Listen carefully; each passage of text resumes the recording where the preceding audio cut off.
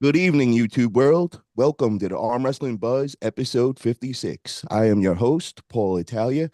We got the Arm Wrestling Buzz crew in the house. We got Israel Chavez, Matt Hollywood Conley, Uncle John, and we got our special guest tonight, who is the new queen of North America 155 plus class, Joslyn Bryson. Welcome, Joslyn. How are you? We got you on mute right now. You gotta unmute it. Sorry about that. I'm good. How are you guys? Doing great, doing great. What a performance. Before we get into that, we want to touch on 2 weekends ago. We had a big event over in Fort Lee, New Jersey. It was Knuckles Up 3, and Uncle John was a start off match over there with going against Roger Learned. And what a war they had. Knuckles Up 3. What an amazing, amazing production. I was there in person. It was unreal. They stepped up the venue. They went over to the Barrymore Theater. Wow, man, really, really next level promotion. Really great time. Also want to shout out my boy Chris Voodoo. I got to go over to see him at Knuckles Up 3. Hooked me up with this cool ass hat. So the Knuckles Up 3 guys hooked me up with a cool shirt. Very cool. And I also got to say, Matt Conley sent me over the AWE official shirt. I'm part of the crew now. Thank you, Matt. Appreciate that. Try add 200% more bicep. Oh, yeah. Hell yeah. So let's get into the Knuckles Up 3. So, guys, what was your guys' thoughts? Did everybody check it out? Yes, sir. It was a great event. I did indeed. Yes, yes. Jocelyn, did you get to check it out? I did not get the chance to, unfortunately, because I was traveling to Tennessee, so I was kind of out of commission for the week before. Very understandable. Over there kicking ass in Tennessee.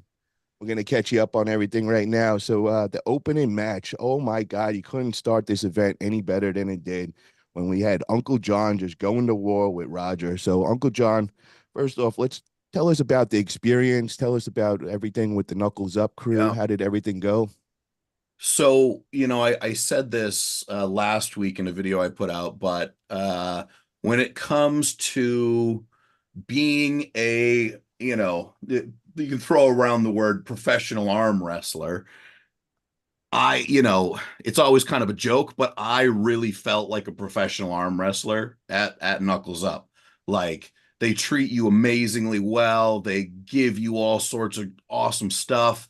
Like you said earlier, Paul, the production, the lighting, the whole nine yards. It was really, really pretty cool from a athlete point of view. Like, I will, whenever they want me to be there, I will be there because it's so easy. There's no screwing around. You're going to be able to get in there and, do what you need to do. For example, Mario Tambakis, right? He was able to get in there. Everything is so easy. All he has to do is make the weight. And I think if it was a hard trip, it's a lot more difficult to make that weight. So if you ever have a second thought about Knuckles Up, easy, the best situation possible. My match with Roger, what a weird one for me. Like, if you look back at my arm wrestling matches over the last 4 or 5 years, it's a lot of me coming back from a defensive position because I kind of play the hand game. A lot of times I'm ending up getting people's wrists and they're then having to battle back. But there really wasn't any of that in the me and Roger match. It was kind of, home run swinging either way. So it was 2-2 going into that last round. And the fact of it is, at the time, I was a little bit, I definitely thought at the time it was a false start. I think I was just feeling a little bit of that pressure coming across. When it comes down to it, Roger was more aggressive in the fifth round, and that's exactly what he needed to be. And it's what I wasn't being enough of. I should have probably slowed things down. I could have taken a foul. There's a lot of other things that I would have, in hindsight, rather would have done. So it's one of those matches where, I'll be thinking about it for a I'll be thinking about that match until I get the rematch. Those arm wrestling, I gotta say, like, there's these moments where it gets burned into your memory and it's always something terrible, right? So it's like, oh my God, how is this happening? And then it just replays over and over. So, like anybody in that situation, I immediately called Roger back out to have a rematch on the right. I will arm wrestle him anytime in the future. And now that I understand Roger a little better, I'll be going about things a little bit differently. Then, of course, we had a bunch of other matches. And to be honest, there really wasn't any duds. No duds in that whole card. There was some kind of whitewashes one way or the other, but they were still surprising, like Mega Mike winning the way he did. I was like, oh my God, Mega Mike, you are something else right now. So really all I can say is good. It was awesome. And I lost. And it was still good. And I would still do it again in a heartbeat. I wouldn't change a thing. Your ability to put on a show, it's there for you. It's, you can go out there, you can be who you want to be, you can do what you want to do, and it's going to look good. It's hard to look bad at Knuckles Up, which for an ugly guy like me, it's always a good thing. Yeah, I gotta say, man, they do it right. They make it a great experience. So getting that VIP package, which is very cheap, man, and you get to go visit all the athletes before they have you go upstairs. They got a really cool setup up there. You get to kind of do the meet and greet and take pictures with everybody, kind of talk with all your favorite athletes. I thought that was just an amazing experience in itself. And then the whole introduction, the walk-ins with the fireworks and the smoke and all the lighting, and I mean it just you felt like you were at like a big like UFC MMA event. I haven't seen too many arm wrestling events go that big with the production and all, and they had like a staff of like 10 to 15 people. It was like really professional setup and all. Definitely a very cool experience. I want to ask Israel, man, because I know you kind of been sizing up Roger Learned yourself, and I know you just had a recent match against Uncle John, super match over at Brandon Allen's practice. So, what was your take from that match? Do you want to pull these guys again? And I heard other people talking about maybe a possible four-way round robin with some of you guys involved in it. So, what's your thoughts, Israel? Yeah, man, I would love to pull anyone and everyone. Uh, Seeing the match with Uncle John and Roger. I know that Roger took the win, but I still feel good. Makes me feel good about a match with me and Roger. I'm not sure how Uncle John feels, but or if he wants to say it, but I think I got Roger in the bag, so I'm not afraid of that. If Roger wants them, he can get them. And yeah, if you want to do a four-way round robin, I'm down for that too. I'll comment on that, Israel. I'll comment on that. I think that Israel is stronger than Roger. However, Roger has a very unique ability. Well, it's not like super unique, but he's really good at forcing things inside, but not only inside, but to a position that he wants, right? So, when we pulled, I'm just going outside, outside, outside. I don't know if you get stronger if you get pulled inside, or if there's some areas that might be vulnerable to that quickness that Roger has. Because Roger is the one thing, he was fast. He's very fast. Yeah, no, I'm not taking anything away from him. He's a great competitor, and I definitely was paying attention to what he was doing. He definitely is fast. He's great at getting his position, but I think he's gonna go where I want to go. I do like going inside, and I think that if he comes inside, he's gonna be in my ballpark. I'd love to see it. I'd love to see it. Well, the round robin that I keep, pushing for, I would love to see because we got some history with some of you competitors. Is let's throw Jody Williams in there. Let's get Roger back. Let's get Uncle John because we know them two want to have their little rematch going on, and let's throw Israel in there. And this is the reason and why I'm thinking this because a couple of years back, Roger went against Jody Williams. They had an absolute war. Finished 3-2 in Jody Williams's favor. But I mean back and forth, just absolute fireworks and all. So I think that could be a good one. I know that Israel and Roger have been going back and forth saying that they want to get a match and all. Now we both seen them have matches against Uncle John, and they eked it out, each one of them. It was very, very close. So I think that four-way, it makes sense all the way around, man. I really like that idea. Yeah, I'd do it in a heartbeat. Yep, I'd be game. I'd even go down a little bit for it. Why not? Hell yeah. Matt, what was your thoughts, man, of Knuckles Up and the Uncle John versus Roger match? Yeah, Knuckles Up overall, I mean, fantastic event. I know that they were plagued a little bit with the online issues. They had some problems with technicalities and production side of things that were coming through on the stream, but overall, the event went really well. The competitors were fun to watch. It was good matches that were very competitive. Yeah, there was a lot of interesting characters and moments, and I just sort of felt bad for the guys that they were running into all these technical issues at the start. And I think there was a 45-minute delay before they got things going. We had a lot of people that were we were doing live commentary that were in our chat going, have I done something wrong? I've got it loaded. I'm just getting ads over and over and over. And it's like, yeah, they're getting it happening, but they're just dealing with some issues at the moment. But managed to get up and running. We saw Uncle John step up against Roger in the first match. It seemed to be a match of all about the strap. From what I could tell, it was whoever had the buckle was losing that round. So it came down to that final silver bullet moment, and yeah, unfortunately for Uncle John, wasn't able to turn the tide and got the loss there. But overall, I thought the event was definitely a success. I would have loved to have and I'm sure that they would have preferred not to have had to face those production issues that they had. But from what I could tell, everyone that was there had a fantastic time. The athletes were treated really, really well. There was just a few little technical things that happened, which I'm sure that they'll correct for their next event.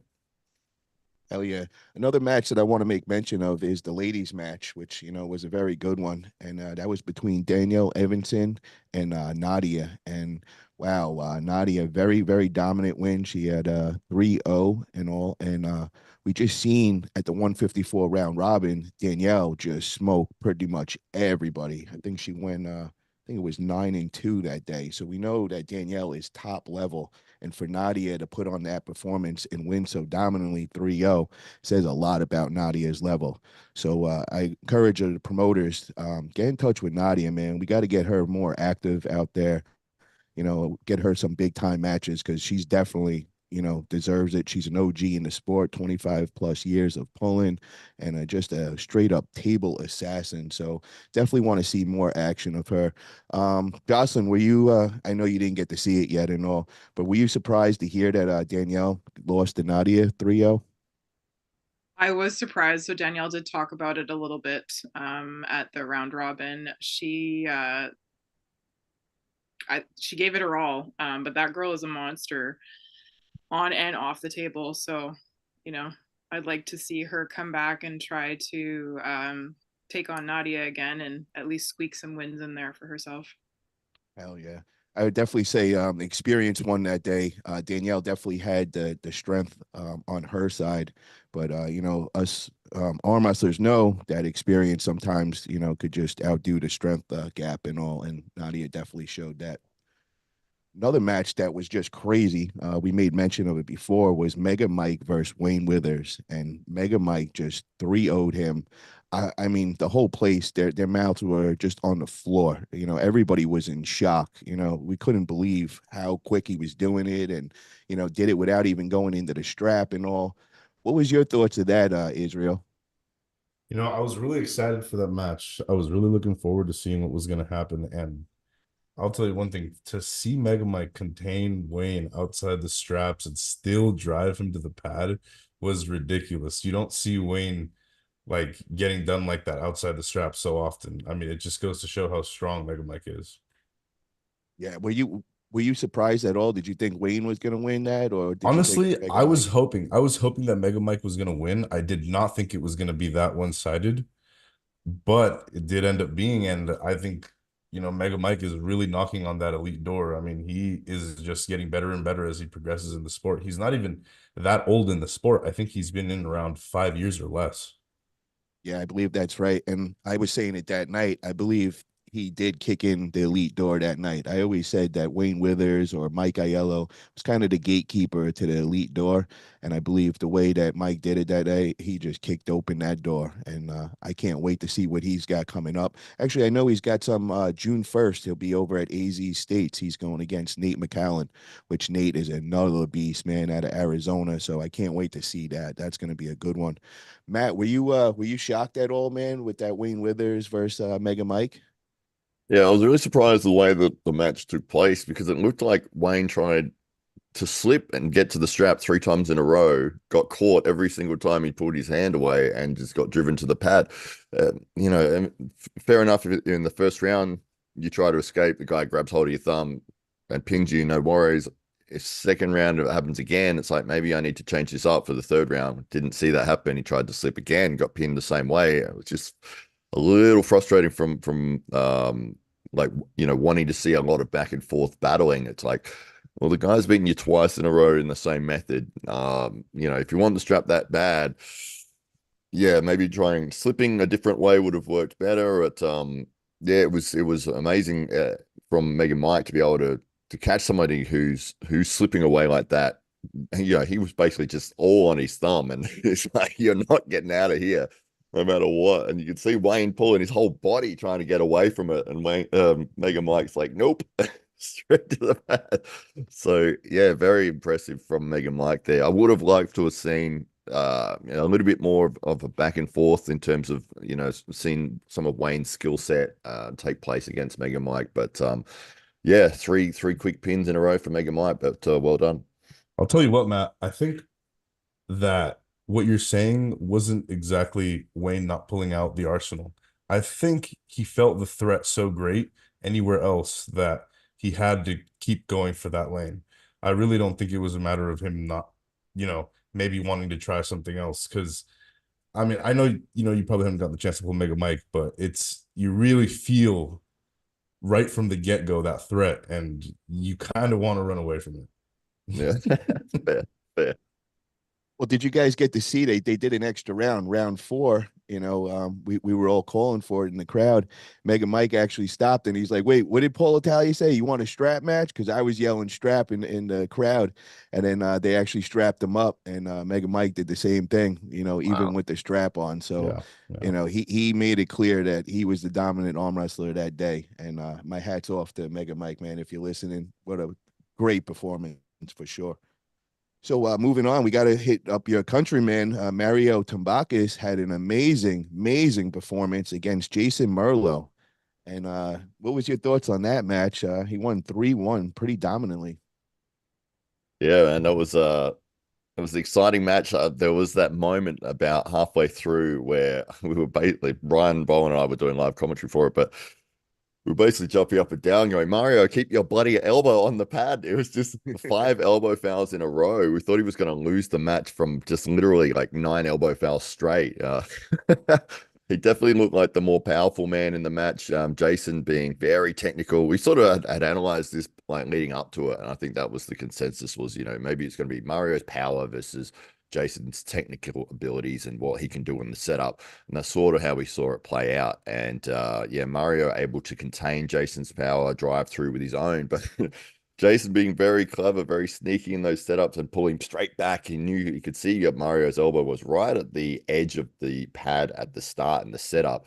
And yeah, 5 in a row. He managed to just quickly pull him straight off the front. And you could see Mario was trying to keep it together. He said he got some great advice from Tom Holland in his corner and just said, look, you're strong enough to contain this guy. Don't worry about trying to beat him in the start. Just keep your elbow on the pad, contain his power, and then drive through. So from that point on, he was able to do that. And he said, you know, if it wasn't for Tom being in his corner, he may have elbow fouled 9 straight. Wow. Uncle John, what was your thoughts on that match? Were you surprised at all at that turnout? So I had it picked for Merlot. I saw Mario come in. I saw he had a hard cut. He had a hard cut. He had to come way down. And if you would have asked me, 3 hours before, I'd have been like, come on, no chance. No chance Mario's coming back from this. No, it's not happening. And I don't know even now if, like, I went back and watched it. I'm like, I don't understand how he's even doing that. Because the rest of the people didn't get to see him the day before. He did not look well that the night before this whole situation, like right before weigh-ins. I was like, dude, not good, not good. So I got, like, I added on a thick blanket of respect on Mario Tambakis's name, because that was really, really damn impressive in my book. Yeah, it definitely was. And I think there was a significant size difference, just looking at them physically, you could see that, Mario was definitely a bigger frame of a guy and all. I think that might have been a little too much for Jason to take on. But I gotta admit, man, I definitely thought Jason was going to be the favorite with the hometown advantage, Mario making the big cut and have to travel in so far. But Mario showed through. What it was amazing performance. Mario's got some heart. He doesn't give up. And that doesn't take anything away from Jason Merlo. He is a warrior, man. Like that was for him to even be in that, I think, Mario probably had a good 20, 30 pounds at time, they started and all on him. So, definitely nothing away from Jason. Definitely a fireworks match. Really, really good. Another one we got to talk about is that main event match with Camille. I mean, this dude is he is like the Terminator, man. I don't even want to say that because that's Artem Morzov's name, but wow, Camille is no joke. What was your guys' thoughts with that, man, with him against Merlin, Israel? What was your thoughts? Yeah, man. That I've known of Merlin for a while. He's a very frequent competitor at the Arnold's here in the USA, and he usually used to come and just sweep and defend the title. Um, I'm sure he's a decorated European arm wrestler as well. I don't know all his accolades, but I know he is a very decorated pro.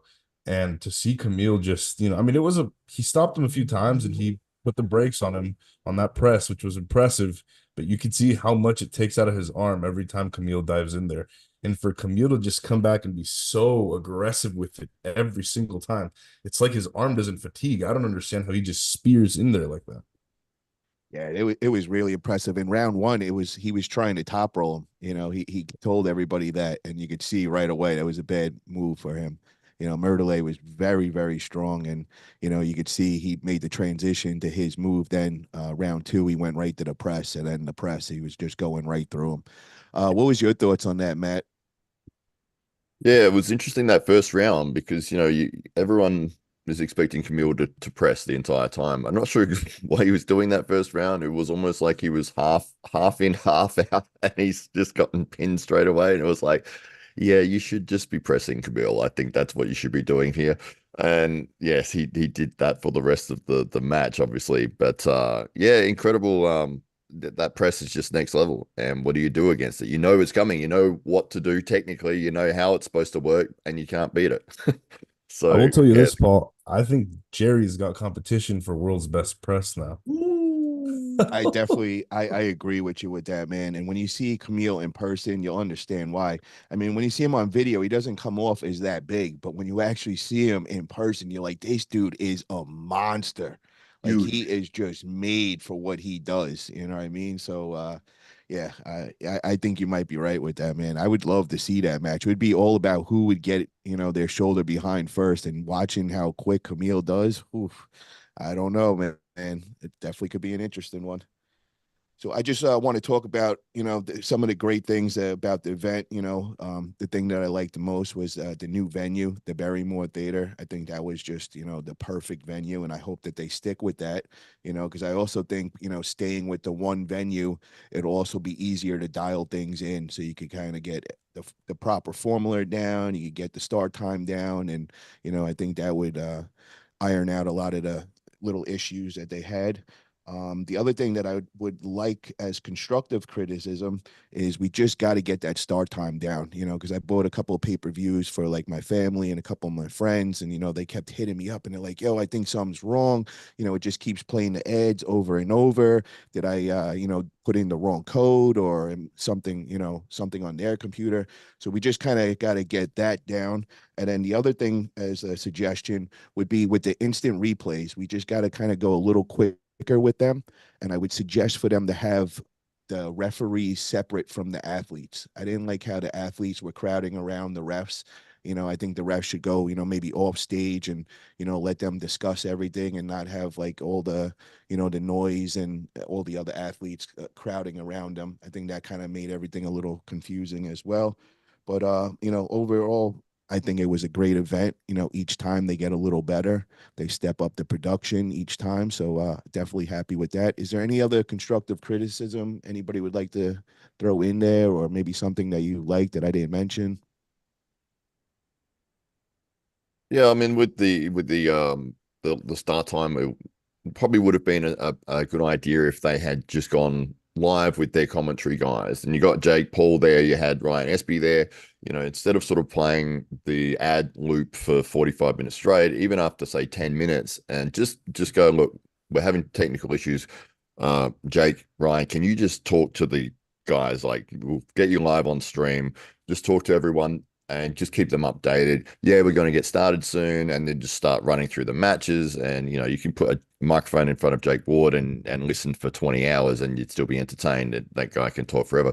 But that sort of thing would probably have helped, I think, in that situation, because there was so many people going, have I done something wrong? I'm not sure what's going on. Is this the right side? Is this the right channel? Like, if I paid the right thing, it's just playing this loop over and over and over. I mean, the dentist who paid for that ad would be very happy with the amount of times that his ad got played, I'm sure. But apart from him, I think everyone else is a bit frustrated with that. And plus, by the time it sort of got to the final match with Camille and Merlo, it was, yeah, I think we'd been watching for like, I don't know, 5-6 hours or something at that point, and we were just sort of a little bit tired, a little bit over it. And maybe if it had started on time, we wouldn't have felt that way. Or maybe if there was one less match, it wouldn't have felt that way. But especially with that last match, and there was so many setups and fouls and delays, and it really got drawn out. I think it was about half an hour for that match, and for a first to three, it was a little bit to the point where we were like, we're getting a little bit tired of this at the moment. But all the way through, it was very exciting, and we really want the guys to do well with Knuckles Up. And but what did you think actually on the price pointing for the entry? Because it was $16 US, which is about 25 Australian. Did that impact you guys in any way, in terms of like people saying, oh, you don't want to watch it, but I don't really want to pay that money, or anything like that? I think that was a good price point. I think that's right there. I mean, I would even go up to 19.99, because just the reason why is the amount of money and effort they're putting into this production. I don't really see many leagues, matching that. And they're laying out a lot on the line and all.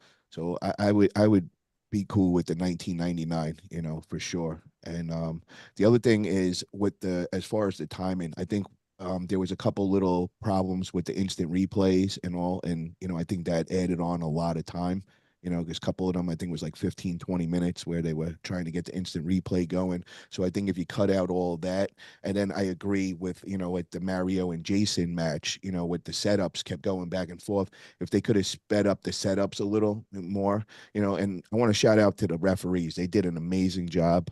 Paulina and Judy, world-class, arm wrestling refs, they really take charge of the situation. I really like that. And the only thing I would say is just maybe a little quicker on the setups and everything. But other than that, everything else I liked.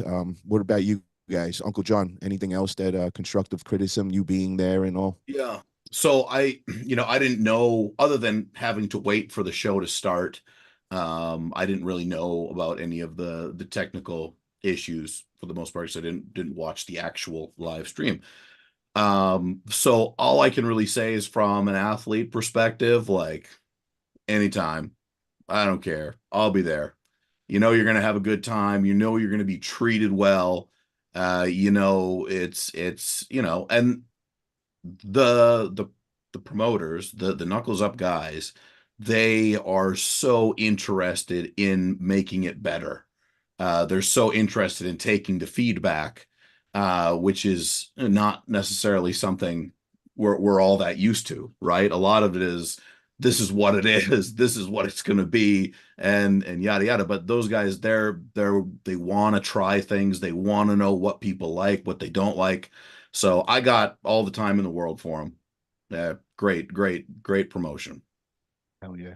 I want to shout out to everybody in the chat. We got the regulars in the room. We got Drew24. We got Sylvester, Paul Stevens, Gateway Arms, Jody Chocolate Thunder, Spacey, Tall Paul, Arm Wrestling Ahmad.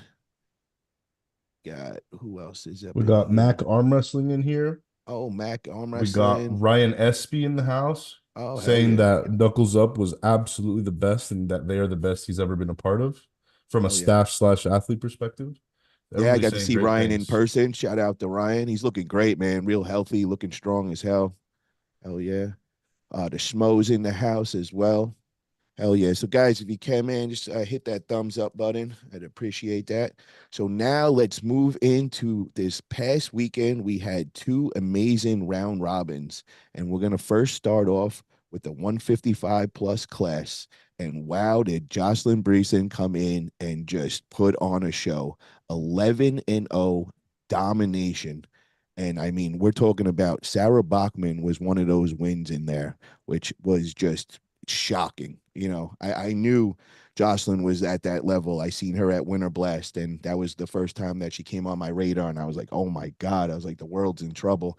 She is not playing it. And I've been watching a lot of her videos and watching her bench press. I believe she's putting up 405. And I'm like, is this for real? Like, it's just insane what is going on. And I knew she was going to be a problem at this round robin, but I did not expect for her to beat Sarah Bachman the way she did. And that just told me that, you know, she's up for the talks to be top 3 on this planet. The world is on notice now. So, Joslyn, I want to hear about your great performance at LeRae Jenkins 155 plus round robin this past weekend. Yeah, so it really just started when they did the draw for the names and, you know, trying to list out everybody and finding out that I was facing off with Bachman round 4. Was kind of hoping for that a little bit later on in the evening, but, you know, round 4 is what was dictated by the fates. And nobody knew my name before this round robin. I was on absolutely nobody's radar. Been said on a couple of podcasts that I watched, and I'm not gonna lie, that kind of lit a fire for me, that I wanted to show up and show out, and I did do that. Obviously the most challenging person in the room was definitely Sarah Bachman. I have a lot of respect for her, but I had to take away the name and face the competitor on the table. Because that's the thing that I find stops a lot of people is they just see the name and then they immediately back off, because they're like, there's no possible way that I could beat this person, right? Like, this person has so many accolades. Sarah has so many world titles. I don't have a single world title. So yeah, it was like, this is just another competitor on the table, right? And that really helped how I approached it. Was this the first time you ever felt Sarah Bachman on the table? It was. Wow. And after polling her, what was your thoughts? Best match I've probably ever had. Was there a big gap between you two? Because I mean, it seemed like you were pretty far ahead. I mean, I feel like strength wise, I am a little bit higher up than she is in the strength department. Like, she is faster than I am because if you've watched the match, I did catch her in the second one and managed to drag her back over. So the speed is on her side, but the power is on mine. I want to find out, Joslyn, how long you been arm wrestling now for? Under 5 years. And how did you come across arm wrestling? So I have a cousin who refs in arm wrestling, and I was dabbling into strongman and powerlifting at the time. I was up in Thunder Bay, Ontario, to an event that I would later come back and win 5 years later, called Slam Fest in Thunder Bay. And when I moved back to Sudbury back in 2019, I finally said, okay, hook me up with the person or the coaches who are around in Sudbury. And I was put into contact with Brian DeZormo. And from there, that's kind of where I was taken in by the club and started to learn the ropes. Now, what is your goals in arm wrestling? Are you all in? Are you dedicating yourself to all arm wrestling? Are you still dabbling with powerlifting, strongman? Like, what do you focus now? I'm focused on arm wrestling. I have reached the numbers that I wanted to reach in my bench, my deadlift, and my squat. So obviously, I'm still intending to maintain that power, but it's like I did what I set out to do. Though I am partial to the bench, so I probably won't let that go. Now, is that what's translating over the table? Or are you also doing arm wrestling specific training? What do you think is making you so powerful on the table? Both of those things. So I've really dived into a lot more arm wrestling specific stuff in the last 6 months. Using like the multi spinner has been kind of like a game changer for me anyways. And lots of hand, lots of wrist, and yeah, still maintaining. Like I said, when I talked on Jody Williams' podcast, a lot of people think that the powerlifting exercises do not translate to the table. That's false, 100% false, especially when it comes to the bench, because it is a lot harder to get through my chest and my shoulder than it is to get through a lot of other people's. Wow. And what was your expectations going into this round robin? Did you think you were the favorite to win it? Oh, I definitely was not. Okay.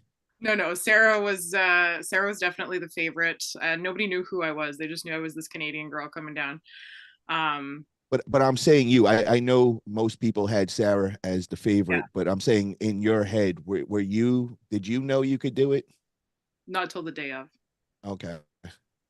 Now, honestly, who else in?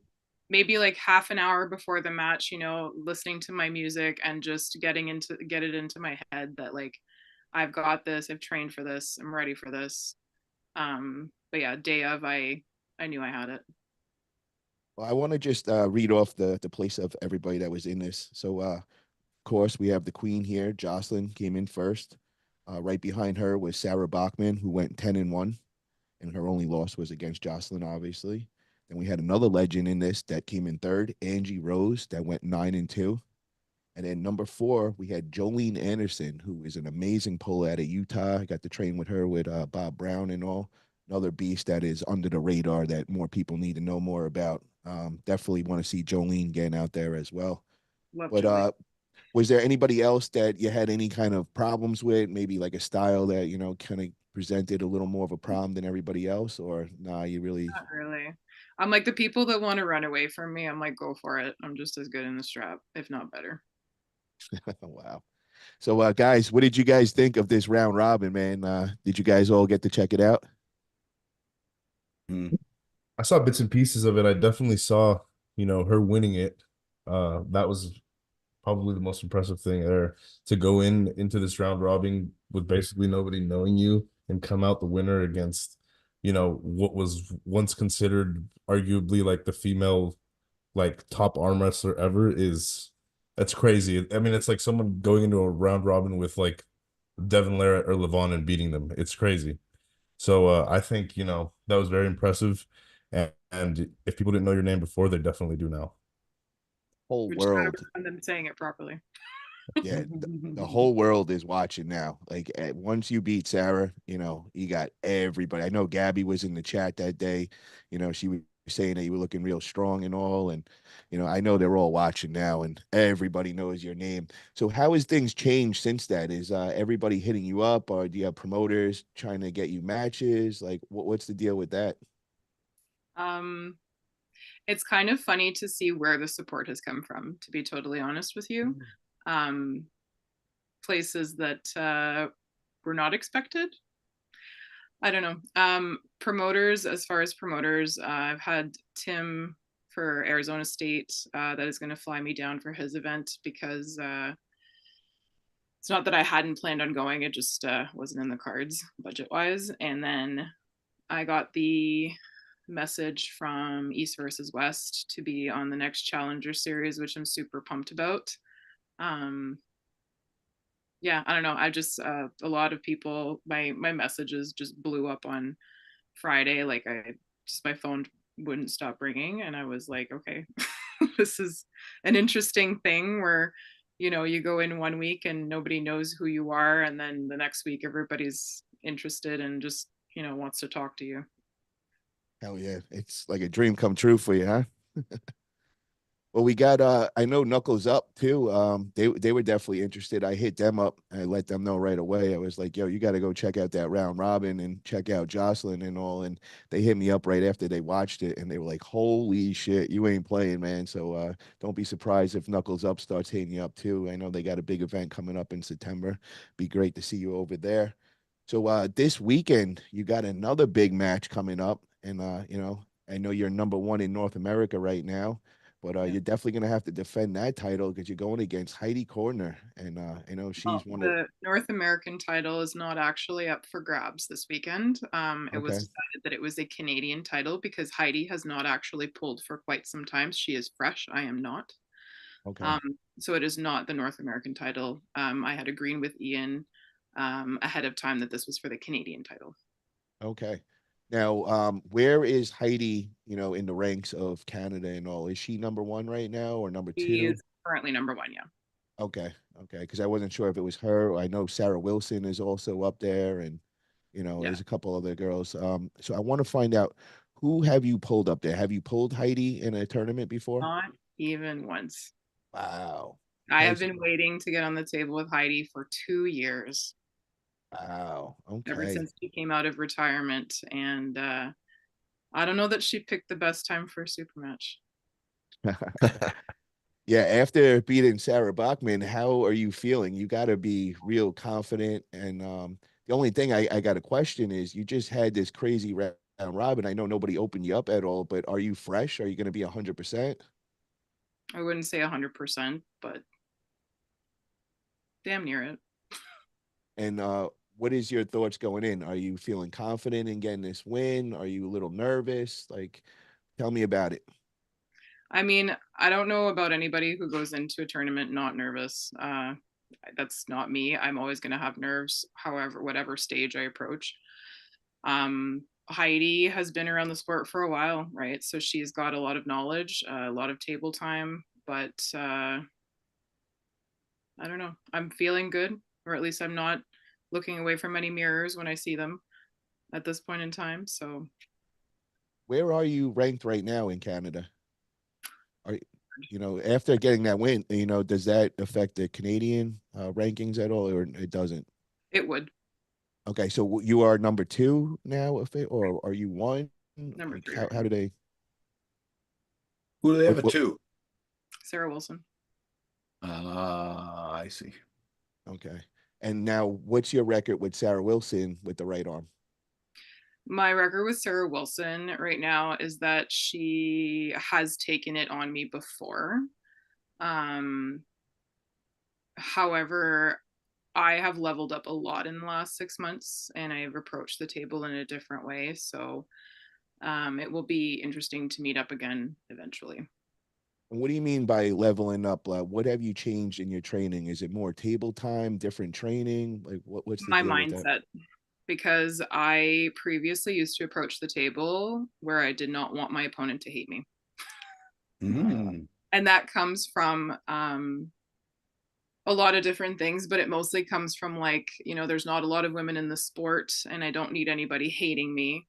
No, I just don't care. Nice.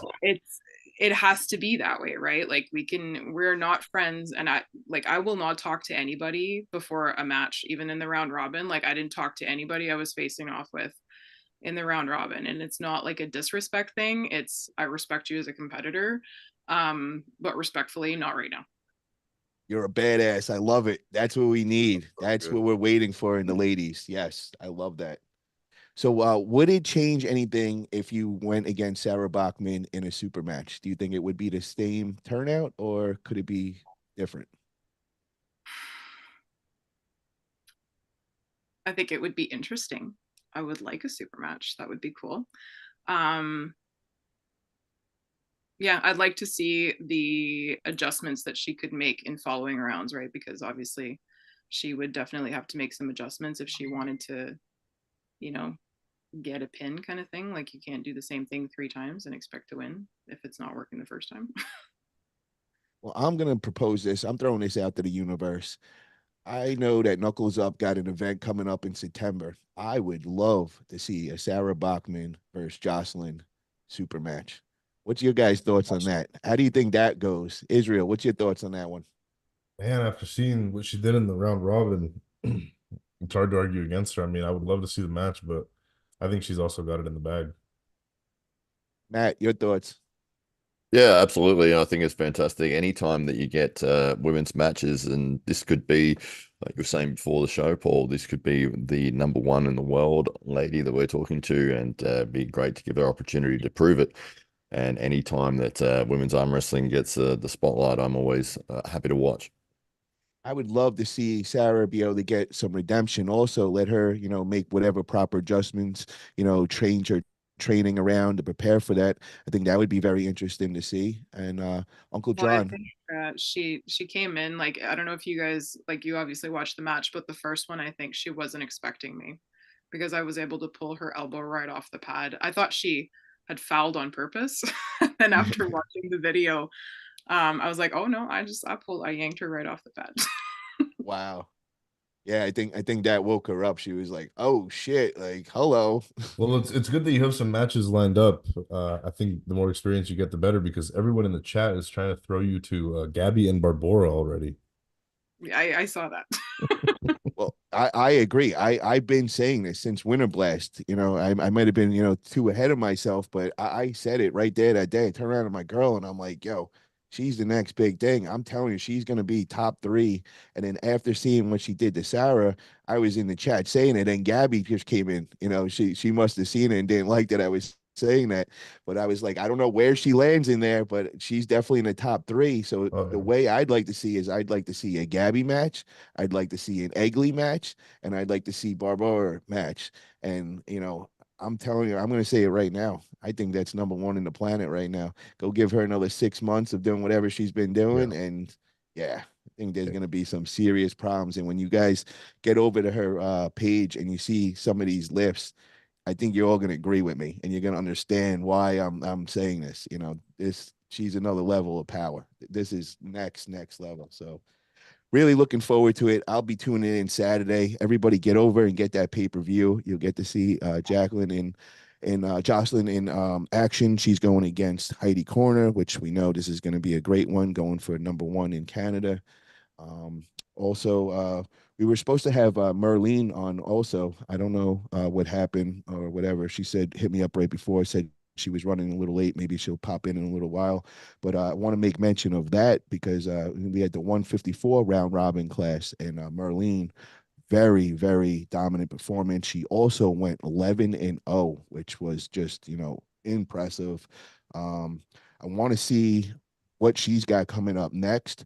But there was one thing maybe you could help us clear up. What happened with Leanne Wilson and Merlene match? Did something go down? Because it looked like Lee Aaron was a little mad, and she was yelling at the refs, but we couldn't really hear on the live feed what actually was going on. So Jocelyn, do you have any idea what happened that night with I Lee think Aaron?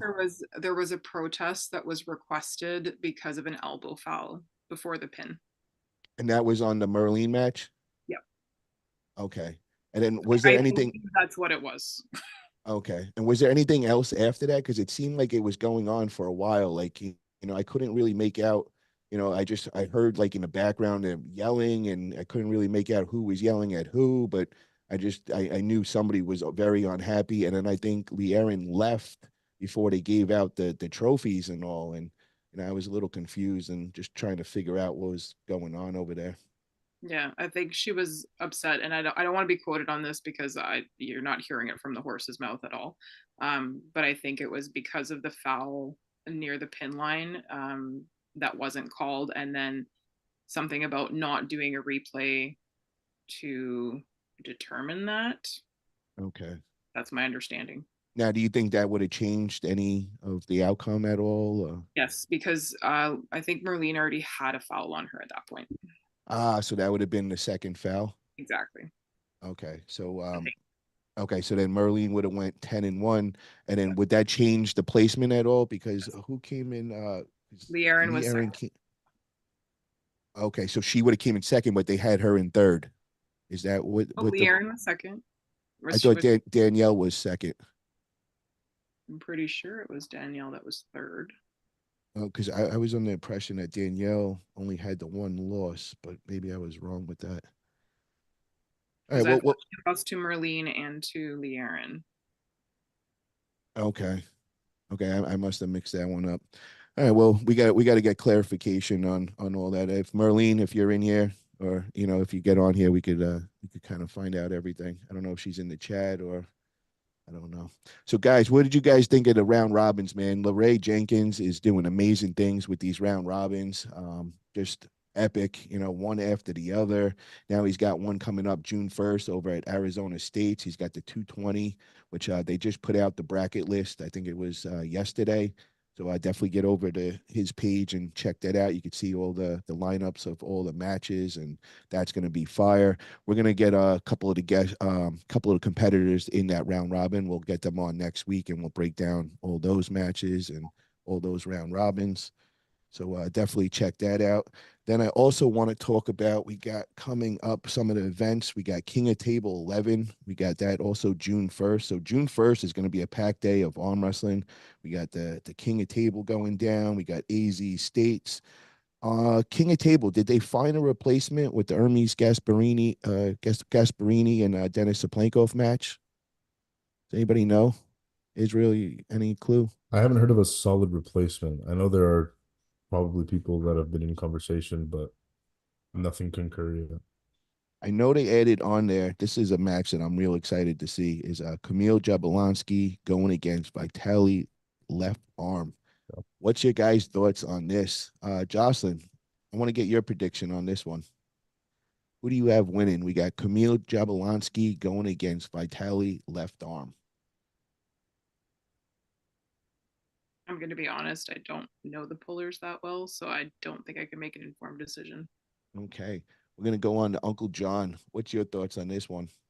Camille is too inside for, like, if Vitaly can stay outside and deal with that press power, I will bow. I'll happily bow because it'll be an amazing feat.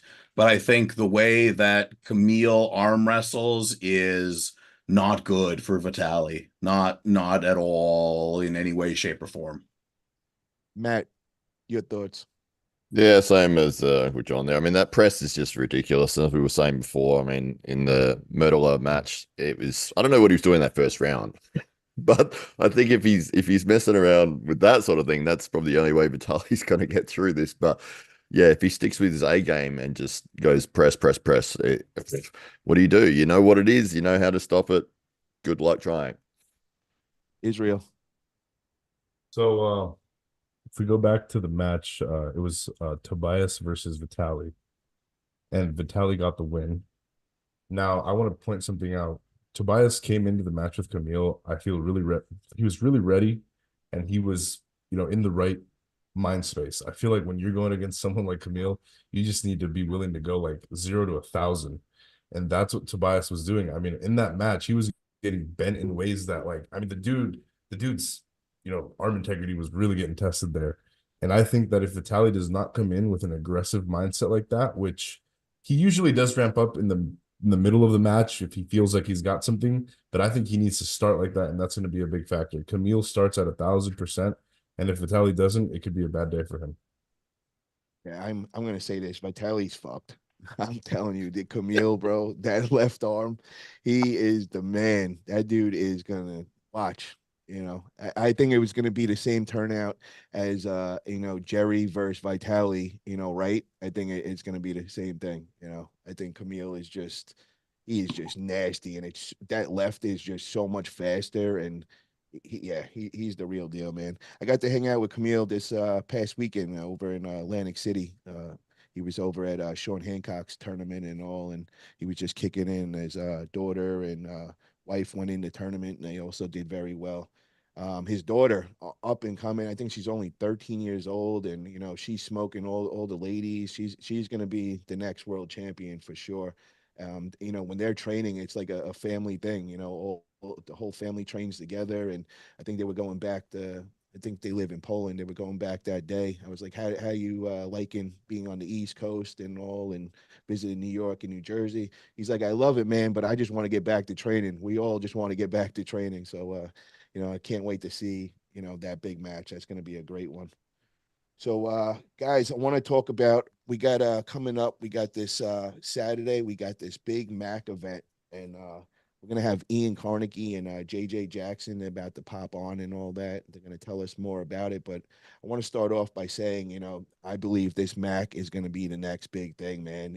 Ian Carnegie's doing great things. He's teamed up with JJ Jackson and Mateus, and, they're bringing some big things over to Rochester, New York.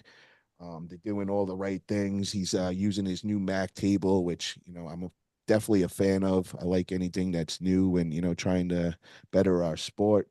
So I'm looking forward to that. And they got a whole card of matches, so definitely get over there, buy your pay-per-view, show support. We're also going to have a whole prelims. They think they got 6 matches set up on the prelims. Let me just quickly go over the prelims. We got Tim Clark going against Jim Gonzalez. We got Tyler St. Dennis going against Rich Kastner. We got Evan Bergone going against John Brownwell. That's going to be a good one. Can't wait to see Evan and John going at it. We got Paul Lynn Jr. going against David. Peter Brana Jr. going against Ivan Marrero. And we got John Edwards versus Nick White. So we got some good ones going on there. The YouTube is going to be on, I believe, Matthias's channel. We also might be having it on my channel. I think me and Matt Conley are going to help out and do some commentary on the prelim matches. So looking forward to that. And we also made mention, we know Joslyn's going to be over there. Joslyn, when do you leave to get over to Rochester, New York, and how far of a trip is that for you? I have to work 6 to 4 tomorrow, and then I'll be driving to Niagara Falls, and I'll cross over to Rochester on Saturday morning. How long of a drive is that for you? 7 or 8 hours, I think. Ooh, wow. Okay. After Tennessee, driving for 30 some hours. Wow. Now, for day of the big match and all, do you do anything? Do you have like a set routine that you go through, or anything different? Some hype music. That's about it. What kind of music? What like give us some of the things that get you going? Honestly, it's really random. My playlist is super random, from Disney to all that kind of stuff. And yes, some Disney movie music does hype me up. So don't judge me for that. Let it go. Okay. Whenever I hear Magic Carpet Ride, it's on. I'm telling you, it's on. I mean, or like Mulan kind of thing, but okay. Whatever floats your boat. Yeah. We got a question in the chat from Candy Passmore. She goes, Uncle John, is your next match with Paul, or do you have something else? Oh yeah. So I do have a right-handed match in Minnesota at the beginning of August, but every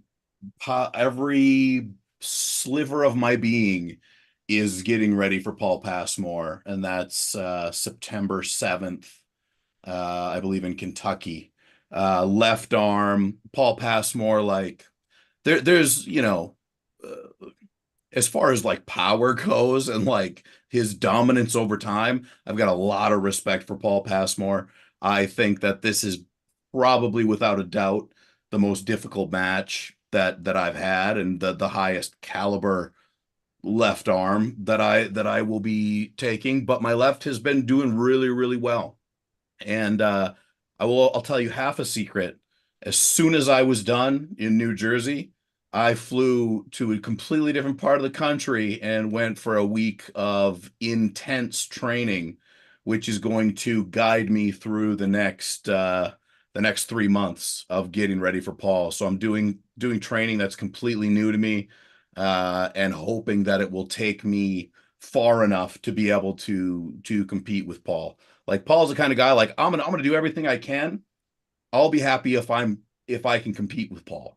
Me being able to compete with him with the power he has is would mean a lot to me. But I'm gonna go there and I'm gonna crank it. I'm gonna crank it as hard as I can, and I think Paul will too. So it'll be interesting. Shooting for the Can you give stars. can you give us a heads up? Like, what do you mean? What are you changing about your whole training for the next 3 months? What if I told you that I'll tell you this, in the entirety of my arm wrestling career, I have never really dedicated to a power-based program. So, and a lot of that has to do with the way my body is because I'm completely mutated in my spine. And so a lot of things don't work for me. But training on and off the table is going to be very different, very intense, and try to push my body where I can to fill in some pretty major gaps that I have. I really rely on my hand, rely on my setups, my starts. The thing that has always eluded me is top end power. And I think 3 months is a very good amount of time for me to add a significant amount of power. Because if I don't, there's no chance. There's no chance for me if I don't. It's not a, oh, I'm going to do this because I think it must happen, or else the match won't be good.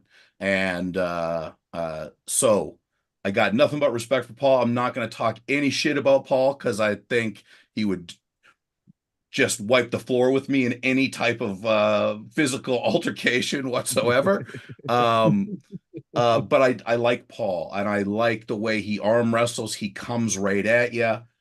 He's not afraid. So I think if I can push myself up to that level, then I'll be very, very happy. I'll be in a very good place. So that's like I'm in it. I'm in it right now. I'm hurting real bad because I've been training real hard, doing things I don't usually do.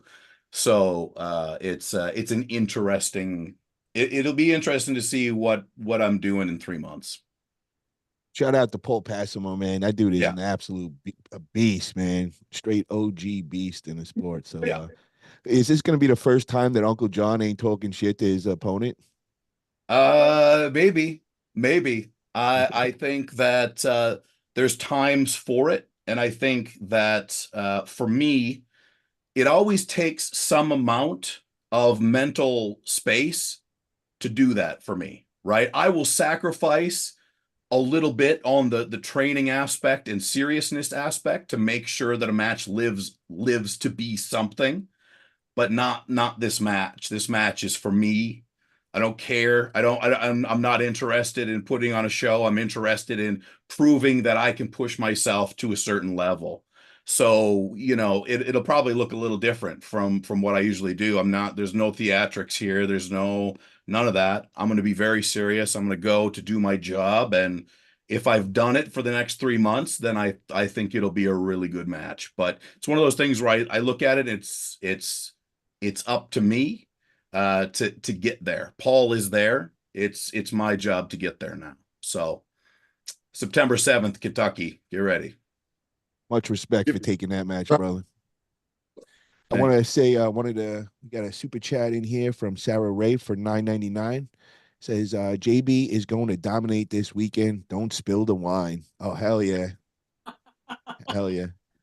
Oh, here we go. We got Merlene has stepped into the room. What's up, Merlene, the queen of the Hey guys, 154 class round robin? sorry I'm late. Sorry I'm Great late. performance this past weekend. Great Thank performance. you. So I want to talk real quick. We were trying to figure out what went down. I know there was a little, discrepancy between you and Lee Erin and all. I couldn't really make out on the live feed what actually was going on. I went back today right before we went on, and I was trying to like figure it out. And I see there was like, she was mad about something, and off camera there was some yelling going on, and I was just trying to piece everything together. So maybe you could kind of, catch us up what went down, and also tell us about this great performance and everything, your whole weekend and all. Um, I guess I missed the whole screaming after the match part. I'm not gonna lie. I pulled with her. There was awesome, although I still wasn't sure. I'm not quite sure. I mean, we were great in after pull, so I don't know. I'm sorry, I missed out on whatever the yelling was afterwards. I was in game mode and trying to get to like the last person, so I didn't really kind of missed out on that. Okay, It yeah, was I really great. I mean, last weekend was great. so you're cutting in a little in and out with the service and all. You're like freezing, it's glitching a little. But yeah, no, I seen it when it was going live. I knew something was going on, but I just went back before we got on live, and I wanted just to check out all the matches, and I seen it then, and then I realized I was like, oh wow, they had like after your match there was like a 10-minute intermission, and the refs were talking, and there was somebody yelling at them off stage, and definitely, if you can, go check that out. You'll see what I was talking about. And then I saw it during the awards. Lee Erin just left, and I guess there was like the protest at all. But it was just an amazing event, amazing performance. I was very impressed by you. Who was your hardest match of the day? I know you went 11-0, but who was the hardest one, would you say? Um, I'm a very humble person, so I'm gonna be honest. The hardest match of the day was with myself.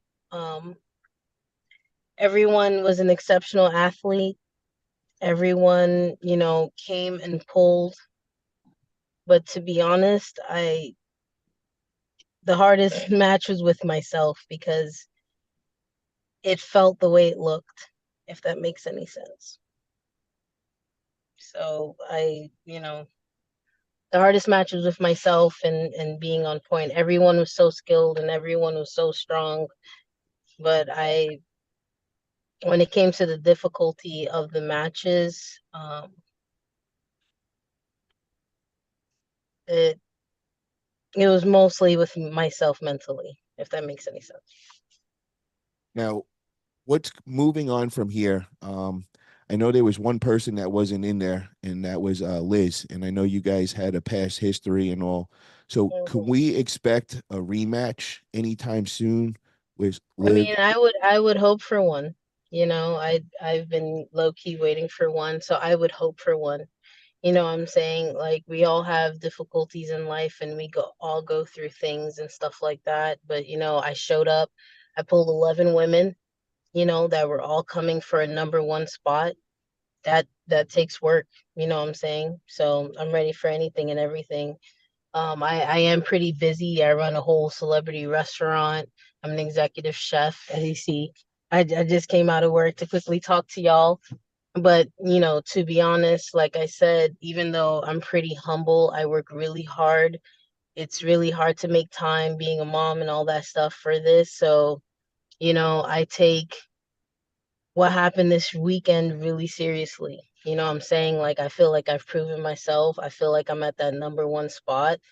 And if anyone has anything to say about it, they could, come find me or we can meet in the middle, something like that. But to be honest, I think I've proven myself because it's cool to go 1-1, but to have 11 women gunning for a number one spot and to have to pull all of them, what I'm saying, that takes no small feat. You know what I mean? So a lot of people, I don't talk a lot because I respect everyone and I love everyone and I love the sport and I support everyone.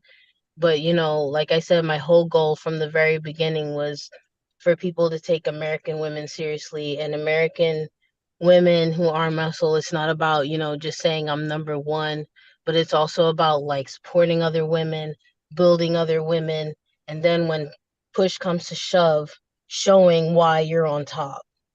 You feel me? And it's like, I feel like I've proven that, what I'm saying? So anybody that has anything to say about it, I'm in South Carolina. I can't travel much, but I can do my best to accommodate anyone that wants to, challenge I love it. Spoken like a true gangster. I like that. that. Sorry, New Yorker can't leave me. It's in my blood. Sorry. I love it. So, what's next for you? Do we have anything locked in stone yet, or? Oh my God, I really wanted to make it to Arizona, but it's really kind of hard because my job's like, you just took this weekend off. But I really wanted to make it to Arizona because that seems so phenomenal. And I even bought the tickets trying to see if that would like force them to let me go, but I don't think it's gonna happen.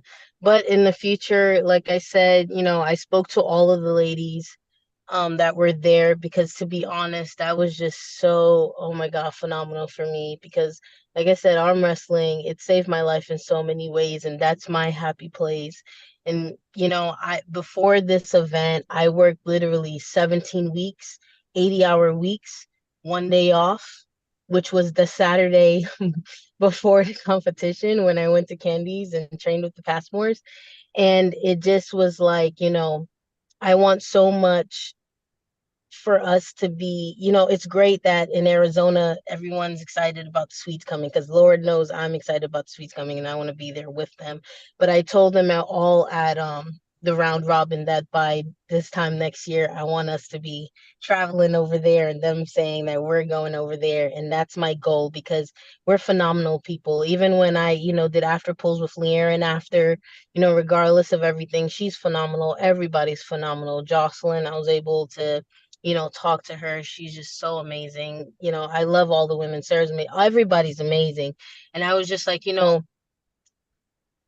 over there overseas, everybody supports each other and they train when they can and they're all about building. And that's what I want for us. And I want us to do the same thing by this time next year going over there. So my plans are to just being out here after working all those hours, all those weeks, I just realized that, I need my happy place, which is arm wrestling. So I plan to be hitting more practices, traveling more when I can, actually taking days off, and just building and growing. You know what I mean? Because ultimately, you know, the people that support us and believe in us and how far we go depends on us. It doesn't depend on if I just went to one organization and pulled at their event. It comes from everyone that supports you, the work that you put in, and how far you want to go. And I want to go far. You know what I'm saying? But I want to respect everyone as I'm going there. I want to grow and I want to build with everyone because even though I took a large hiatus, I love this sport. I've been in it for a long time. Even if I sat 11 years out, it was 11 years of me still saying one day I want to get back. And now that I'm getting back, I'm going to make the time, I'm going to make the effort, and I'm going to just keep on pushing. I want this to grow. I appreciate all the promoters and all the people that are, giving us these cash prizes and putting us on the stage and boosting us up because this is a time for it. And I want us to just keep building. I don't want like weird animosity and all that extraness because that's what's not happening overseas. And that's why they have such a great team. And so here I want us to, support, I want us to build, I want us to grow, and I want us to be a household name just like everybody else. So that's what I'm working towards. You know what I'm I gotta saying? We're say, only you are a great ambassador. I mean, for any of these new ladies coming out there, what a great example you set. You how you conduct yourself, your character. I've always thank talked you, bro. very I highly appreciate about that. you. I got to see you compete in FAL, and you had that big super match against Eva, and you kind of Thank you drove all the way there, and all this came there, did your business, amazing performance, all by yourself, and all. And Yeah, I've never been it's crazy because I'll win these events and I'll say it like when we go to these big tournaments and these round robins, they'll be like, oh, if you could beat Merlene, like that's a name. If you beat her, that's a thing. But yeah, this is the same Merlene that's never been respected enough to be sponsored, never been seen as anything. It's if she beats somebody as well, did she beat this person? But you know what? It's okay because I'm not in this sport for a title. I'm not in this sport for a name. I'm in this sport because it's something that I care about. You know, fucking Salieres brought me in. Sorry, I curse. Anyway, Oh, that's Salieres brought fine. me in years ago and freaking it helped me through so many things. It helped me, you know, through my accident where my wrist and my, you know, wrist ligament was torn and broken. It helped me through, you know, chemo twice. Like this sport kept me going. You know what I mean? When people are like, you know, you do so much, like, why are you fit? It's because I literally have a goal and because I really love this sport. So it really means a lot to me. It's not just for show. It's not just to, you know, say, oh, I'm on top. You know, I'm actively working hard. And I feel like all the women actively working hard matter, even if they're not placing first all the time. If you're making that effort, like it all matters. You know what I'm saying? Like this is really like I love the sport and it's really important to me. So I just do my best to show up and my goals and my plans are to be big. You know, I don't look like the average arm wrestler. I look different. But you know what? You know, when you walk into a room and you're making $250 off random dudes, or you walk into a room and they're just ready to sleep on you, and you're able to say, "Nah, man, I'm American. I'm about to whoop that ass if I'm lucky enough." That means a lot to me. You know what I mean? Like I want us to represent and be out here, and we have so much talent all across the states, young, old. Like I want us to boost each other up and get together. You know what I'm saying? Because one thing about us, we may seem nice, but when we get on the table, we're fierce. Leanne, I kicked it with her. We took a photo with Ursula sleeping, that prank photo. I'm gonna put it up on that post. But let me tell you something. When we're on that table, there's nothing sweet about nothing. You know what I'm saying? Everybody's trying to take it home. She she was saying something. I was like all in the zone because I was just like, I gotta make it to the end. You know what I'm saying? But she was fierce. Danielle is fierce. All these women are doing phenomenal things. The 155 plus, phenomenal things. Like we are like a great nation, and I just want the world to know it. So that's just my goal with my little self, try to get that out there and be a part of that, you know, growing the sport, getting new people in, supporting it, growing it, you know, because it Merlene, saves lives. what was the order of the top three? Who how did it go? I know you came in first. Who was behind you, and who came in third? I think Leanne came in second and Danielle third. Okay, you If were I'm right, not mistaken. Jocelyn. You were right, yeah, because I had it mixed up. I had Danielle as number two and Lee Aaron as three. Leanne was second for sure. Yeah, best Okay, thing But about Danielle was a beast too. Like it's just the talent is like insane. Like it's definitely. insane. So, Hmm. Merlene, I just want to get out there for any other promoters. How can they get a hold of you if they want to, sponsor you or get you in the next event? What's the best way? You know, I'm on Facebook.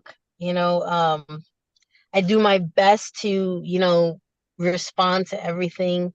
Um, I'm on Facebook, kind of on Instagram, although I promote the restaurant more on Instagram because I run a celebrity restaurant. But I just want to also say that I appreciate everyone that reached out to me, all the greats after that match with Liz. You know what I'm saying? Because I was going through a lot, broke finger, daughter dying in the hospital, but I never make excuses. I always show up for a match. My daughter's fine now. Um, I always show up for a match, but you know, when people take the time out, like Badgett reached out, you know, a lot of people reach out. Interestingly enough, even though I've always supported people, I got a lot of hate. I got a lot of rumors spread, but like people like Badgett, people like Paul, a bunch of people that, you know, reached out and was like, you know, when like how you deal with things not going your way determines your future, you know, at the time when for the first time ever, things did not go the way I wanted. Understandably so. I appreciate all of you guys. And it's why, you know, I don't, even though Leanne may not have been there for the award ceremony. She was very gracious. She did show back up. We did do after pool. She's a great athlete. How we deal with situations when it don't go our way determines our character. How we treat other people and build other people, even when we're in situations that we like when we're on first place, determines our character and determines the direction of the sport going forward. Hold on, So guys. Lucky just said that Danielle came in second. Yeah, and see, No. I don't know, okay. man. I My keep bad, having my bad. My bad, Danielle. I love you. My bad. I'm yeah. sorry. I'm sorry if I messed it Because up. when I checked it right before, I was pretty sure it said that Danielle came in second and Leerin came in third. You know that's Might have been. I apologize. That's my mistake. That's my mistake.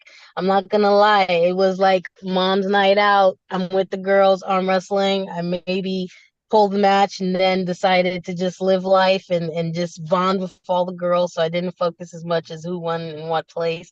But it was a great experience. And like I want to say, I truly do appreciate, like I said, everyone that keeps the sport positive and keeps it moving in a positive direction. But hell yeah. yes, sorry, Leon. Sorry, Danielle. I love y'all. Hope to see y'all soon. Sorry, I mixed up the order. I'm old. I run too many stuff, but you all are great. And I look forward to being able to see them. I'm really sad. I might not be able to go to Arizona. I'm still trying to see if I pull some strings. If I don't, my plan is just to hit as many as I can. And eventually, hopefully, I want to low key throw a clinic where I can get all the women together again, because that was really great. You know, a mixture of classes, a mixture of great, phenomenal, strong women, American women. I want to do that. But yeah, Okay, well, Joslyn, I want to ask you, is there anywhere people could get a hold of you if they want to sponsor or get you involved in one of their events? Where's the best place for them to hit you up? Facebook or Instagram or TikTok. I'm not super active on TikTok, but I'm reachable. Okay. So I want to thank you ladies for coming on tonight. I really appreciate it. Merlene, I'd love to get more time on appreciate with you. you, but what we'll get you on. I got these other two guys that are supposed to get going on. So thank you for visiting tonight. I really appreciate it. And Of amazing, course. amazing performance, both of you guys. Thank you. Can't wait to see what's next. And good luck this Saturday against Heidi, Joslyn. We'll be rooting you on. Thank you, ladies. Thank you. Thank you. We got Have a a good couple one, of guys. super chats before I introduce our guests. We got Gunnar Costin. He says $4.99. He goes, "Yo, JJ and Ian are the best. Mac is gonna be great. What's up, Paul? Thank you for that, Gunnar."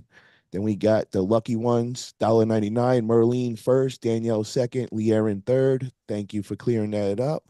Appreciate that. And now I'd like to introduce Ian Carnegie and JJ Jackson from MAC organization. And they got some big things coming on this Saturday. We got a pay-per-view event. We got some prelims.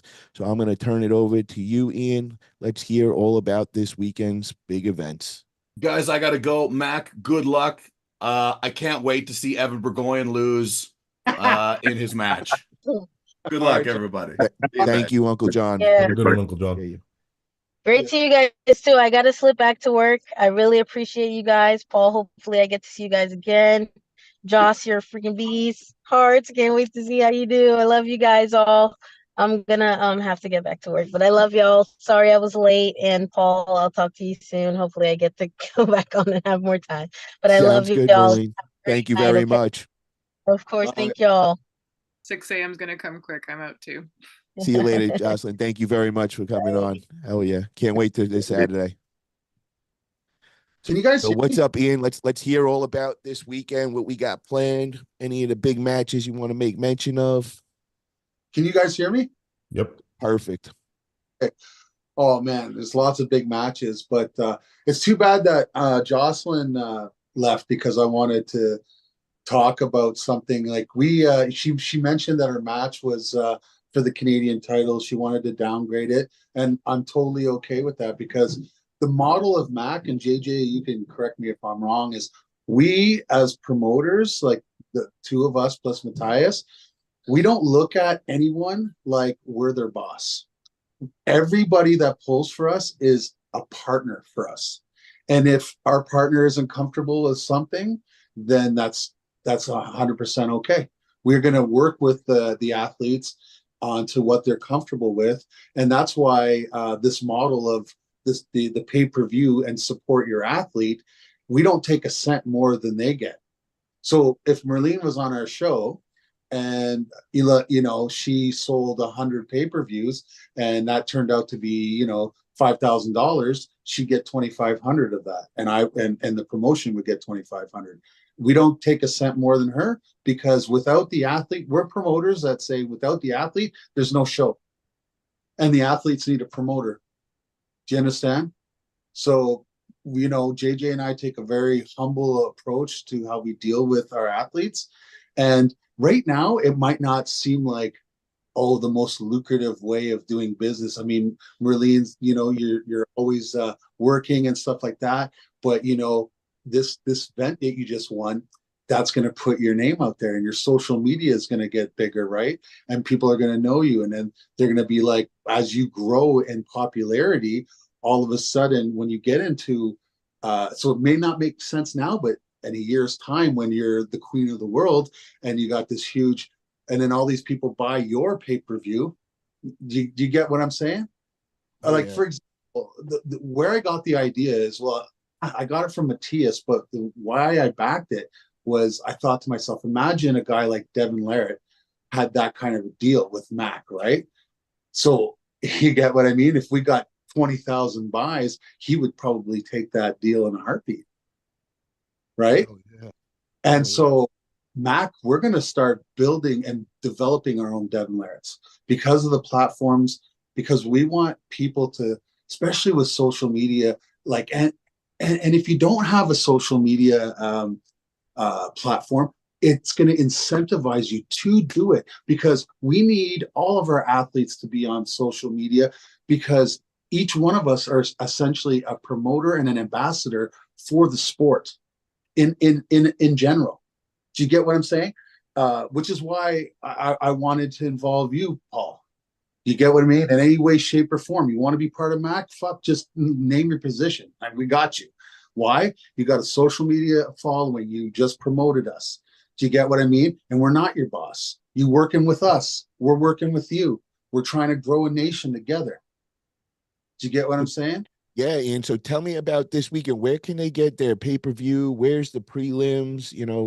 Give us all the little details. When does it first kick off?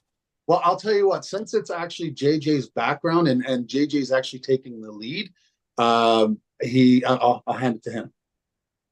Yeah. Hey, what's up, guys? I'm assuming you can hear me. Yeah, you loud and clear, JJ. Okay, good. Yeah. So, obviously, we're first of all happy to have you have us on the show. So we appreciate that.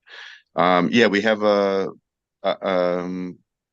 11 o'clock a.m. Eastern time. We start the prelims that Paul mentioned earlier. We have 6 amazing prelim super matches that we're really excited about. So I believe these are going to be streamed on Matthias's YouTube. We'll also have a link on our Easy Rollers and Arm Battles Rochester pages. Because, from 11 o'clock until the pay-per-view starts, these will be streamed. And I think maybe even, Paul, you might be helping us with, having that on as your as the event's going on. So we're thinking rough. Just to interject, we have Paul, obviously, and then Arm Wrestling Aussie Arm Wrestler. Jake Ward, yeah. Yeah, so look, and we got different ends of the globe. And we're hoping it'll reach, like the prelims will reach a maximum amount of eyes. And hopefully they like what they see. And then that encourages them to buy the pay-per-view. So guys, 11 a.m. Saturday, get over to my channel. We'll have the prelims. It's going to be me and Matt Conley. We're going to be doing some commentary over. I never did commentary before, but I'm going to give it a go. And That's we're exciting. going to help support the Mac guys out for sure, because I love what they're doing. Want to get behind them, help out as much as I can. I just missed you guys, man. I was on the East Coast. I had to come back. I got some business over here on the West Coast, but I'm actually going to be back on the East Coast in 2 weeks. But it was unfortunate that I just missed you this time. But next one, I definitely will be making a trip over there and supporting you guys in person. And then we know that the pay-per-view starts at 12 p.m. So the prelims start at 11. These are completely free. So like I said, Yep. you can watch it on my channel or Mateus. Get over there. We got 6 great matches going on. And then 12 p.m. starts the pay-per-view. And it looks like you guys got a bunch of matches. What's it, 13 Oh, total on the crazy. pay-per-view? And 13, there's some 13 matches on the pay-per-view portion of the card, which will be starting roughly around noon, like you said. And you can get that on Prem Stream. That is the service that the pay-per-view is on, and that's, you can go to Ian's page, my page, Easy Rollers, Mac Arm Wrestling, and you can find the links to that. But if you go to Prem Stream, you'll be able to find our event, which is the 25th at around noon. The pay-per-views will be starting. and And what's the then price on the pay-per-view? I think it's up to $14 now. We had the early bird cheapy price for, Which I bought in on. and we kept saying, Smart. guys, hey, why don't you take advantage? You know what I mean? Because obviously, now that everything's like 3 months ago, we were fuck all, nobody knew who we were, right? So we were like, buy our pay-per-view, all of a sudden they see the card, they see the table, they see it's hot, there's going to be celebrities showing up. The man from Toronto, that in that movie, that dude's showing up. You know what I mean? There's going to be like what you call like celebrity arm wrestlers. You know what I'm saying? Like That Milo Lariat come in. I see he's going to be pulling people and he's going in the tournament and shit, right? Milo. Yeah.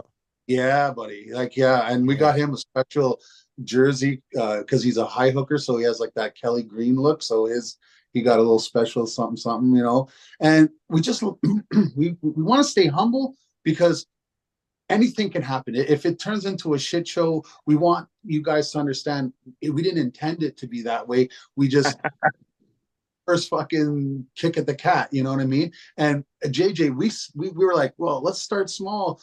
And because Ian, like seriously, like let's start small, and we ended up with 19 super matches and a tournament all in one. So good luck to us.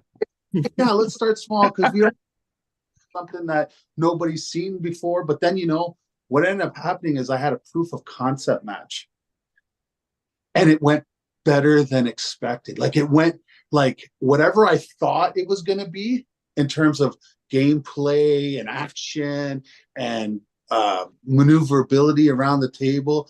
And the most important thing, the time frame of how there was 5 matches, technically 6, and the whole thing done with breaks in between lasted 11 minutes.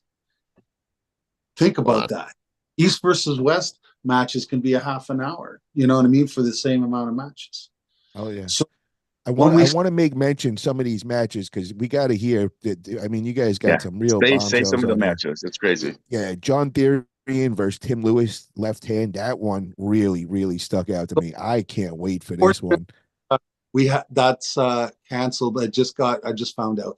Oh wait, say it again. Wait, John Therian versus Tim Lewis is canceled. Yeah, because well, there's like a 10% chance, and that is what ended up happening was John Therian was robbed, and he was robbed of his passports. Oh my God, I seen it. I seen the video. They broke into his car. Oh my God, yeah, wow. Imagine passport was taken. Inside job because there's several cars, and the dude walks right to the fucking spot, goes in, steals the shit, and leaves. Doesn't go in there. Tim Lewis, are you hiring people? Are you not ready for this match or something? I'm just teasing, man. We know Tim's always ready. He pulls like every week. He's got a super match somewhere around the country, man. Literally every week. I wasn't supposed to announce it, but we do have a replacement. I think out of respect for Tim, I won't say, but he does have a match. I don't know. Bro, you can't bring that up and then not tell us, man. You teasing us right now? Real show. Come on, let's do a super match release right now on the Arm Wrestling Buzz Show. Man, I don't know. I told him I would release it the day of, and if I go back, stick to that. What am I? You know what I'm saying? So I got you. We'll let you slide on that one. But we still on with Brandon El Cesar against Alan Ford. Of course. I'll give you a hint. the guy is in the building already. So there's a stud there that's going to pull him, Tim Lewis. So Okay.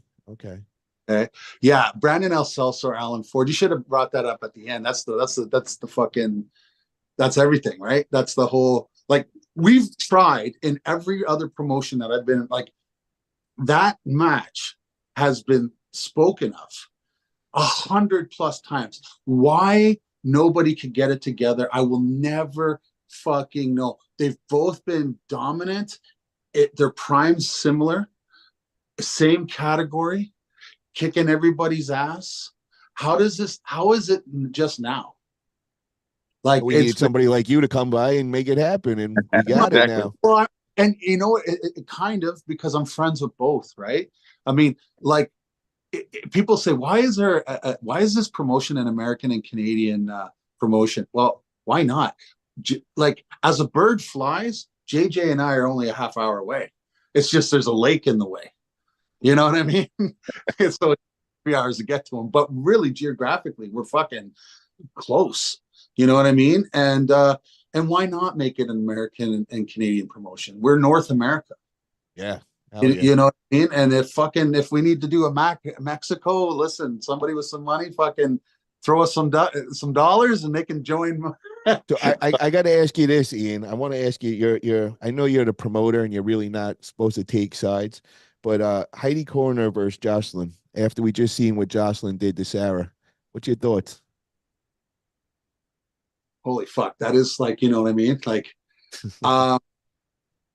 that's the perfect match, man. What you wanted to happen at that round robin was the perfect thing for your match, bro. Like, for real. The whole world is going to be watching that one.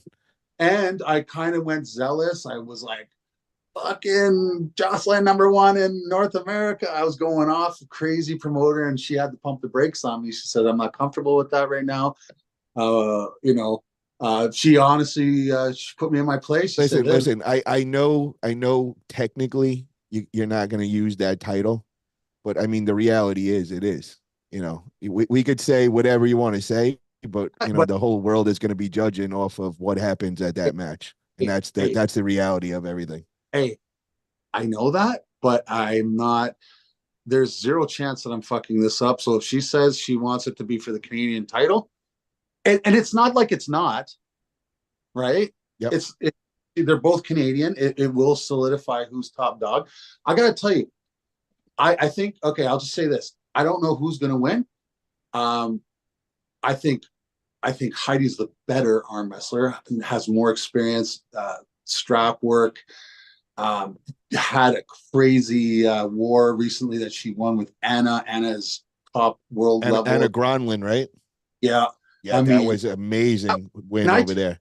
I want to say Heidi is, guys, if you guys don't know Heidi is an OG of our sport. She was one of the first arm wrestler, female arm wrestlers I came across. She was on like a reality show. And when I first came into sport like 4 years ago, I ran across it, and you know, Heidi was like the star on the show, and you know, I never forgot Heidi from that day. And then you know, recently I've seen Heidi in action and just been killing it up in Canada. But I mean, this Joslyn has been under the radar and now is coming out, and this match is going to tell a lot. You know, it definitely is. In my eyes, Joslyn is going to be defending, you know, the #1 in North America. I know technically she doesn't want it to call it that, but you know, that's how we're all going to be looking at it. And then I'd like to see whoever wins that, you know, is going to be on the world stage, you know, for the top. Let's put it to what it is. Okay. Look, we have to give Heidi her flowers. She has earned the position and the right to be called #1 in Canada. No one in Canada has beaten her. And even when they brought international people to come, the only person that really humbled her was Sarah Bachman. Right? Okay. Let's be real. And Sarah was a big bad version of her. Okay. And Joslyn, diesel strong. Like you were talking about, big bench press, big squat. Loves the straps, and in our league, it's the simplest thing to get into straps. It's like, and once you're in straps, all your matches are in straps. We're not wasting time on air. I call it air time, right? So air time, if you fucking waste time, it's a foul. Like, we are not fucking around. Okay, that, like, John will be screwed. Yeah. Let me Yeah. ask you this, Ian. There's somebody else that's up in the talks too that we got to make mention with the women's arm wrestling in Canada, and that would be Sarah Wilson. Oh, of You know, course. that's another one that is up in the talk. You know, right after that win, I seen her name being thrown out there going against you, Joslyn as well. You know, let to me tell you, solidify, you know, the top Sarah, dog in Canada. Sarah's not afraid of either of them. Like Heidi, I think has like right now, if all things being equal in Canada, I would have to say I believe it's Heidi, Sarah, Joslyn. Obviously, what Joslyn has done has put herself. You know what I mean? I don't do the rankings, so I'm just being totally fair, and I also have to choose my words correctly because I entered into an agreement with Joslyn. Okay, and I'm not about to fuck that up. However, there is a three-headed super heavyweight or whatever they call it in the female division, and they're all in Canada right now. Like, and you know, America. I loved hearing Merlene say about U.S. I'm like, yeah, U.S. is nice, but the top dogs right now are in the top of North America, and that's just a fact. We like, there's really nothing we can say about it. It's not like, and guys, just so you know, I'm half American too. So I have. Hold on. What about the 154 class though? We got that over here. We got Merlene. We got Liz. You know, I got to defend the U.S. ladies right now. So Paul. Also Canadian, right? She lives in the States. She's married to Ron Bath, right? But she's Canadian. So we have Merlene is number one, and we got Liz, you know, that's also roaming around there. So that might be another one we might have to get going up there. And we might have to get like some sort of round robin going in the 154s, get two Canadians, get two from US and let them duel at it at the next MAC, maybe. Maybe. I mean, the thing is we're not opposed to anything. Like if it makes sense, it makes dollars. Okay. And we're just trying to create a hype train. Right now, I don't want, like, again, with all humbleness, okay, I'm gonna spit a little fact, and I don't want people to think I'm being arrogant or anything because this is just a fact, okay? I can't, unless someone can correct me, I don't know anybody who sold over 400 pieces of item like swag and stuff who's never had an event. JJ's selling, I don't know how much you sold down there. I don't know. But for me, I've personally sold over 400 items of swag.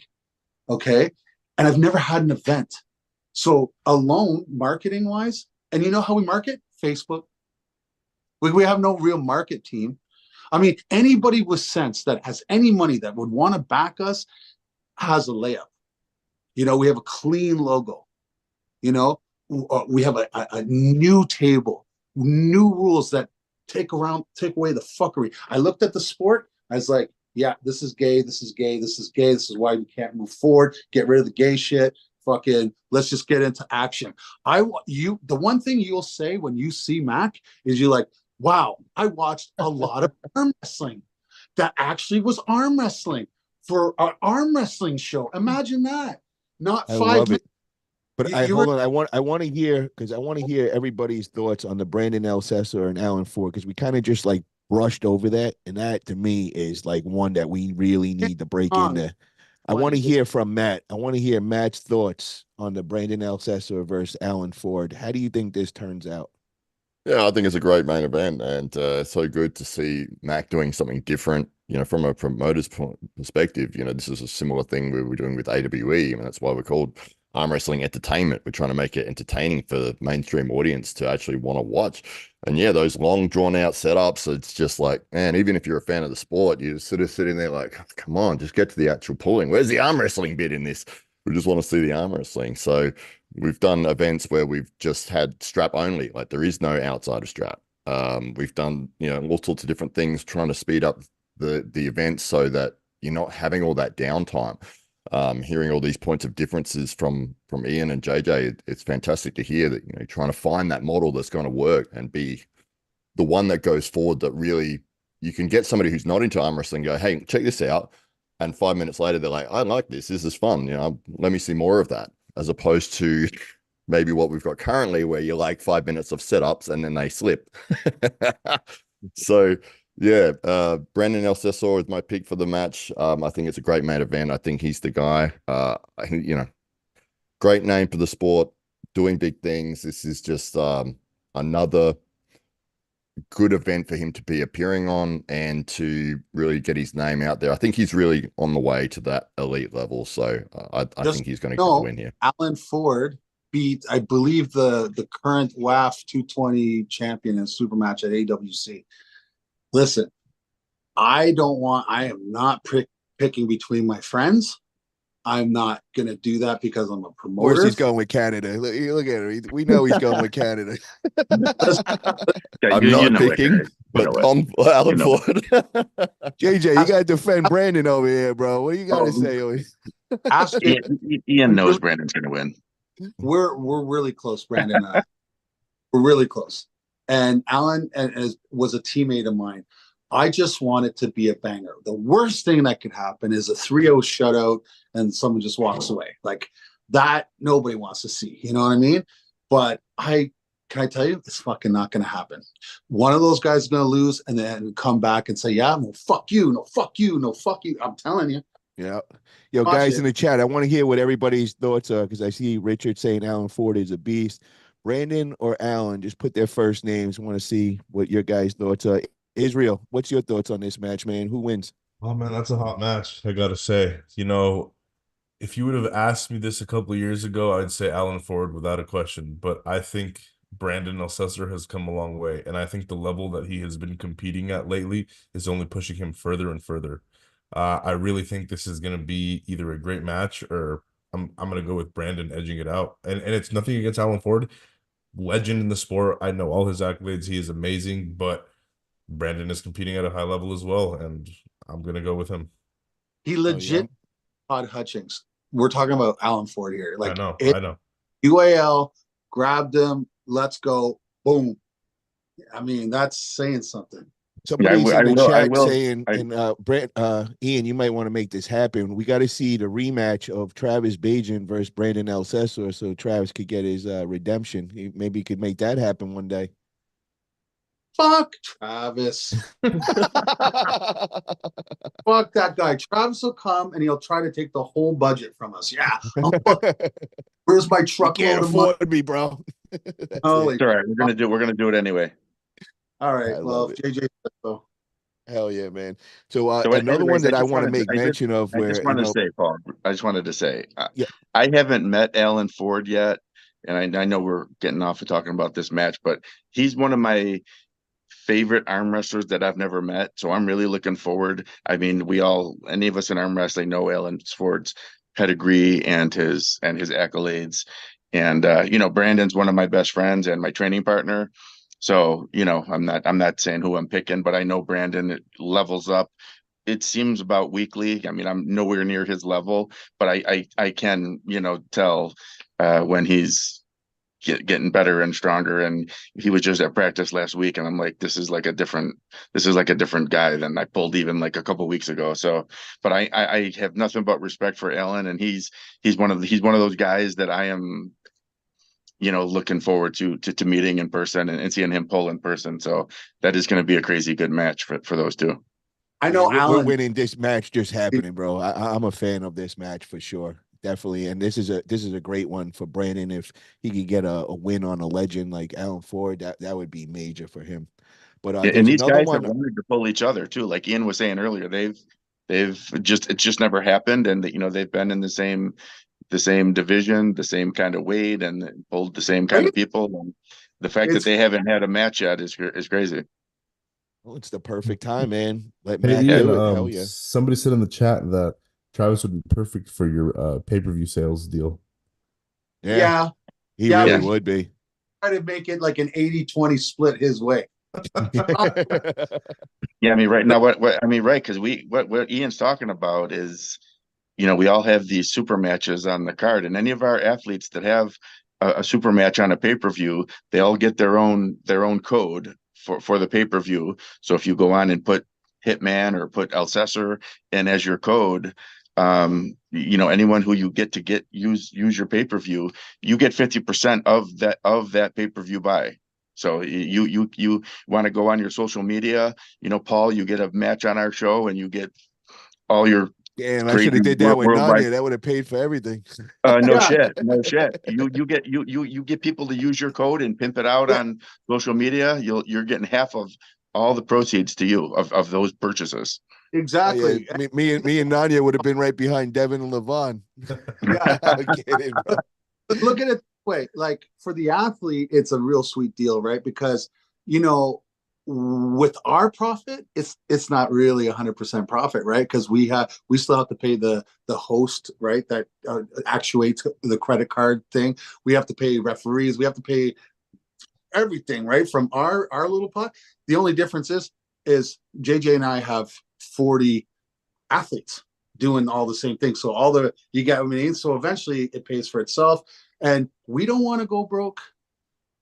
I'm not in it for the money. JJ's certainly not in it for the money. But if I can make my athletes and maybe pave the way for my kid who wants to get it into professional arm wrestling so they can make a living arm wrestling, I've done my job. Hell yeah. Okay. I'm getting long in the tooth here. I don't see myself being a John Brisson pulling until I'm 60. Like I need to move from athlete to promoter eventually, and hopefully I can set the tone and just make this model work for everybody, and JJ and I can sit down and admire what we've done. And Matthias, just so you know, the guy that's working the hardest is the guy you never see because he's always fucking working. I love that. The guy in the background making it all happen, man. Hell yeah. yeah. Seriously, he's put in 50 hours already. Right, hold on, Ian. I don't want to hear any about the behind the scene guy. I want to hear about these matches, bro. We got to put spotlight on some of these, man. Go. So you got one of the Dakota Shipton against Matt Wilds. These two are two young and up and coming lions, man. This one sticks out to me. I can't wait to see this go down. I was just with Matt in Atlantic City this past weekend, and he didn't pull in the tournament, but he was on the after pull table, and he was looking really, really strong. And we know he got that big win at Winter Blast against Tim Lewis. I believe it was right arm. He got that win. So what's up, man, with Dakota Shipton against him? Who do you guys got? JJ, what's your thoughts on this one? I know you can't pick sides being a promoter. No, you know what? I'm not going to pick sides, but I will say I love both these kids. I haven't met Dakota yet in person. Matt, I have met at some of the events like you were just talking about, Paul.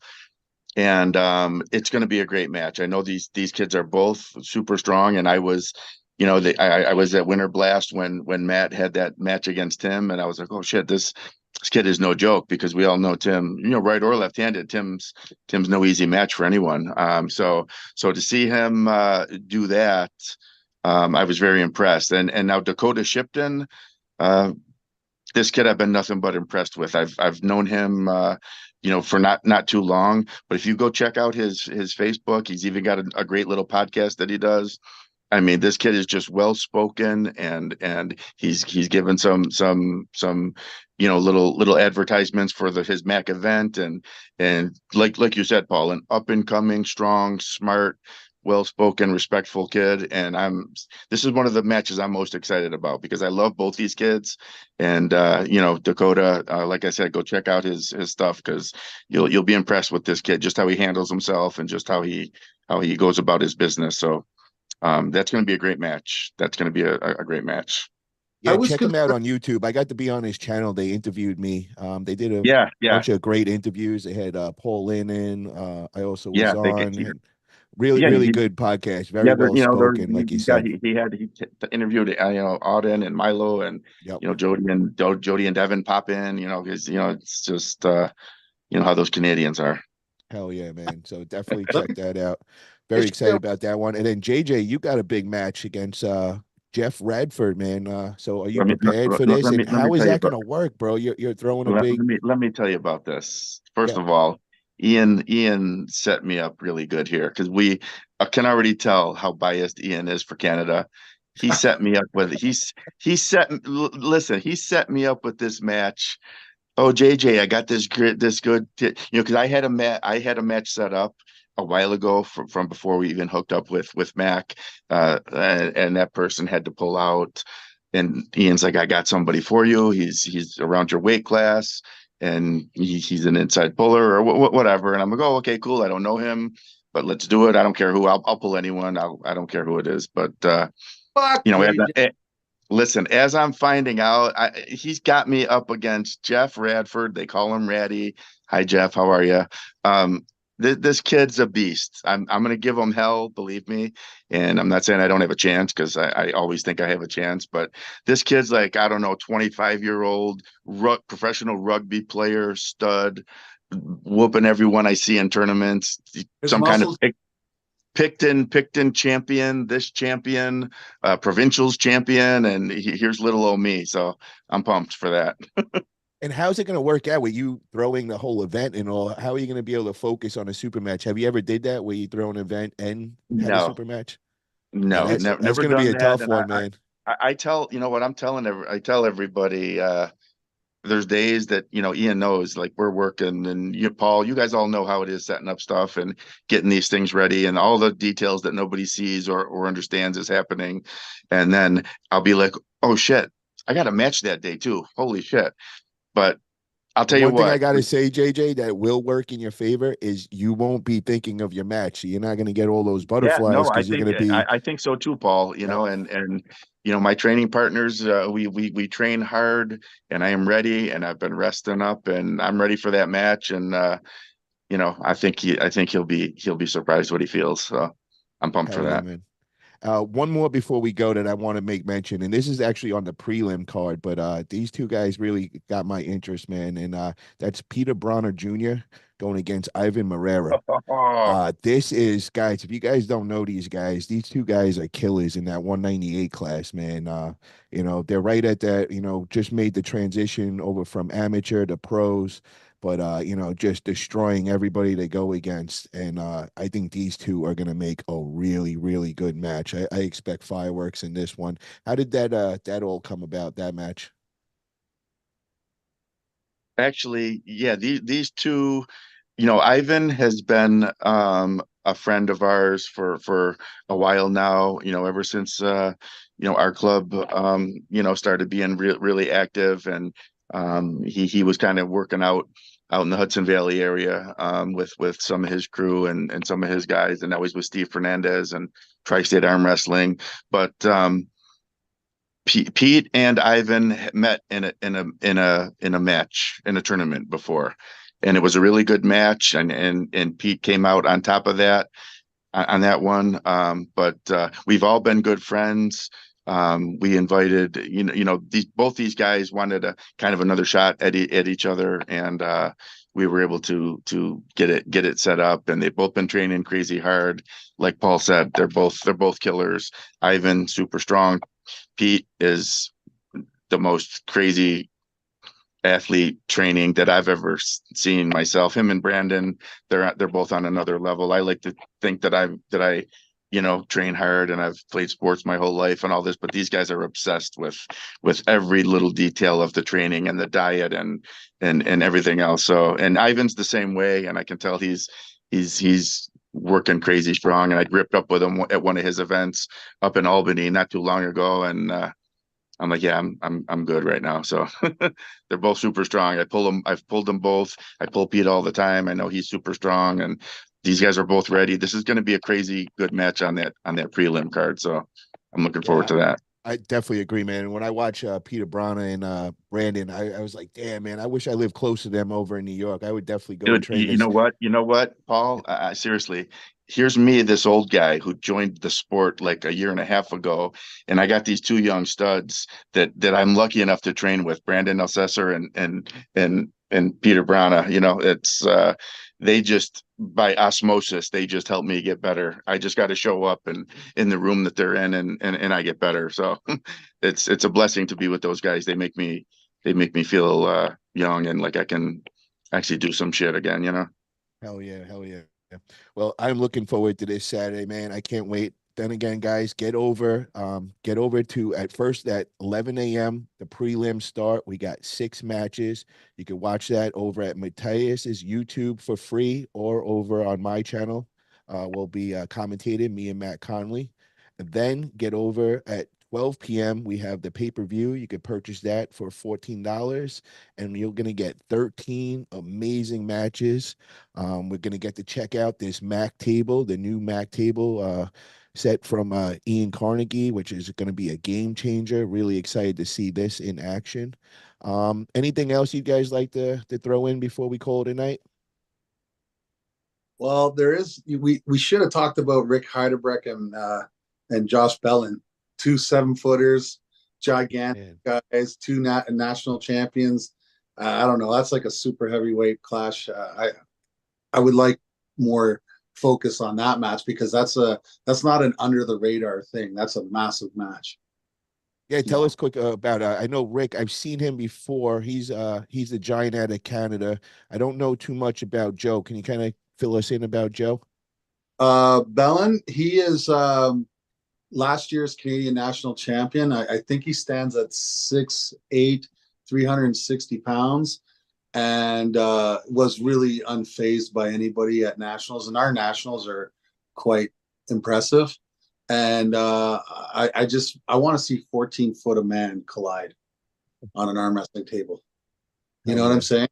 Yep. Like, it's just going to be a visual fucking spectacle. You know, and I think all the matches, I mean, it's the return of Joe Yaros, who was a stud back 5 years ago on the big come up. There's a lot of, you know, guys that used to be awesome and now they're like, you know, they faded away and now they're coming back, and I'm super excited. You know, I really I can't say anything more in terms of like the matchups because I think they speak for themselves.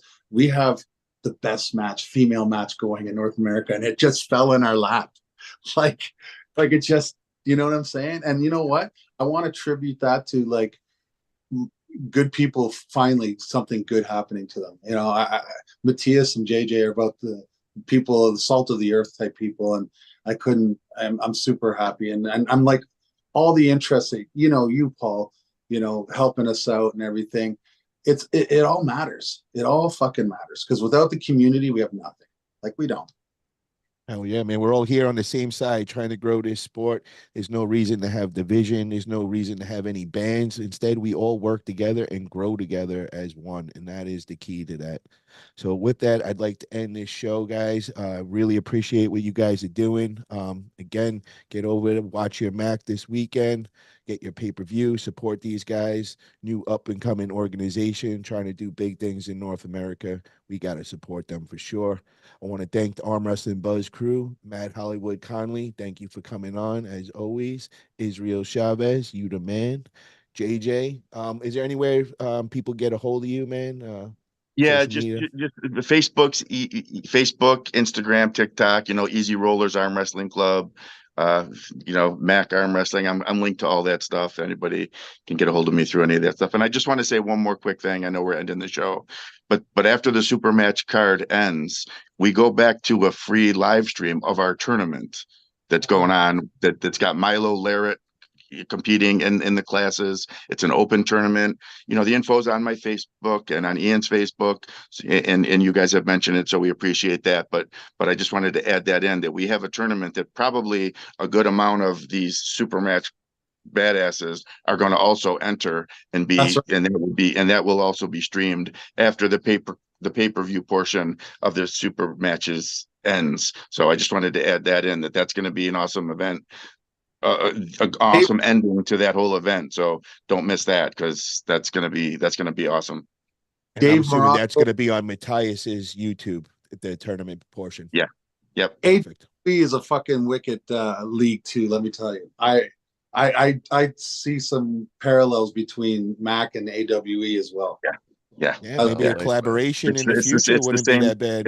It's the same mindset. It's the same mindset where you want new fans to come in and say, hey, this is badass, because arm wrestling's been around for decades and decades, and it should be more mainstream than it is. I know it's getting a lot better, but the mindset is, when you go to these arm wrestling events, even fellow devoted arm wrestlers are getting frustrated with certain things. The sport overall is amazing. The people are even more amazing, but we got to get this sport a little more action and fun and more appeal to the masses. Yeah, Oh, absolutely. yeah. Just before we go, I know Paul, you're about to finish up. I just wanted to quickly just highlight. So with Mac, your point of differences. So with the slip, if they slip, you go strap rest of the match. That's one of the things. Tell me about the table and what's different with that. Our default setting actually in the super match format is straps immediately, close your thumbs, close your hands, go. We're not going to do the WAF. I think WAF ref scripts are horseshit because everyone knows if you get your hand closed first, you have the advantage. So all you have to do is make an infraction so that when they restart, the other you get to close your hand. And this is stupid. This is a stupid thing. You should not. So that's why close your thumb, close your hands together. No one has the fucking advantage. All right. The other thing is you can choose, you can tell the ref beforehand, we don't want straps. And then it's incumbent on you not to fucking slip, because what's a slip? You're wasting fucking airtime and you're wasting everybody's time, because now we're just going to throw you in the fucking straps where we could have done it in the beginning. Okay. So like, don't fuck around. Close your thumb, close your fight.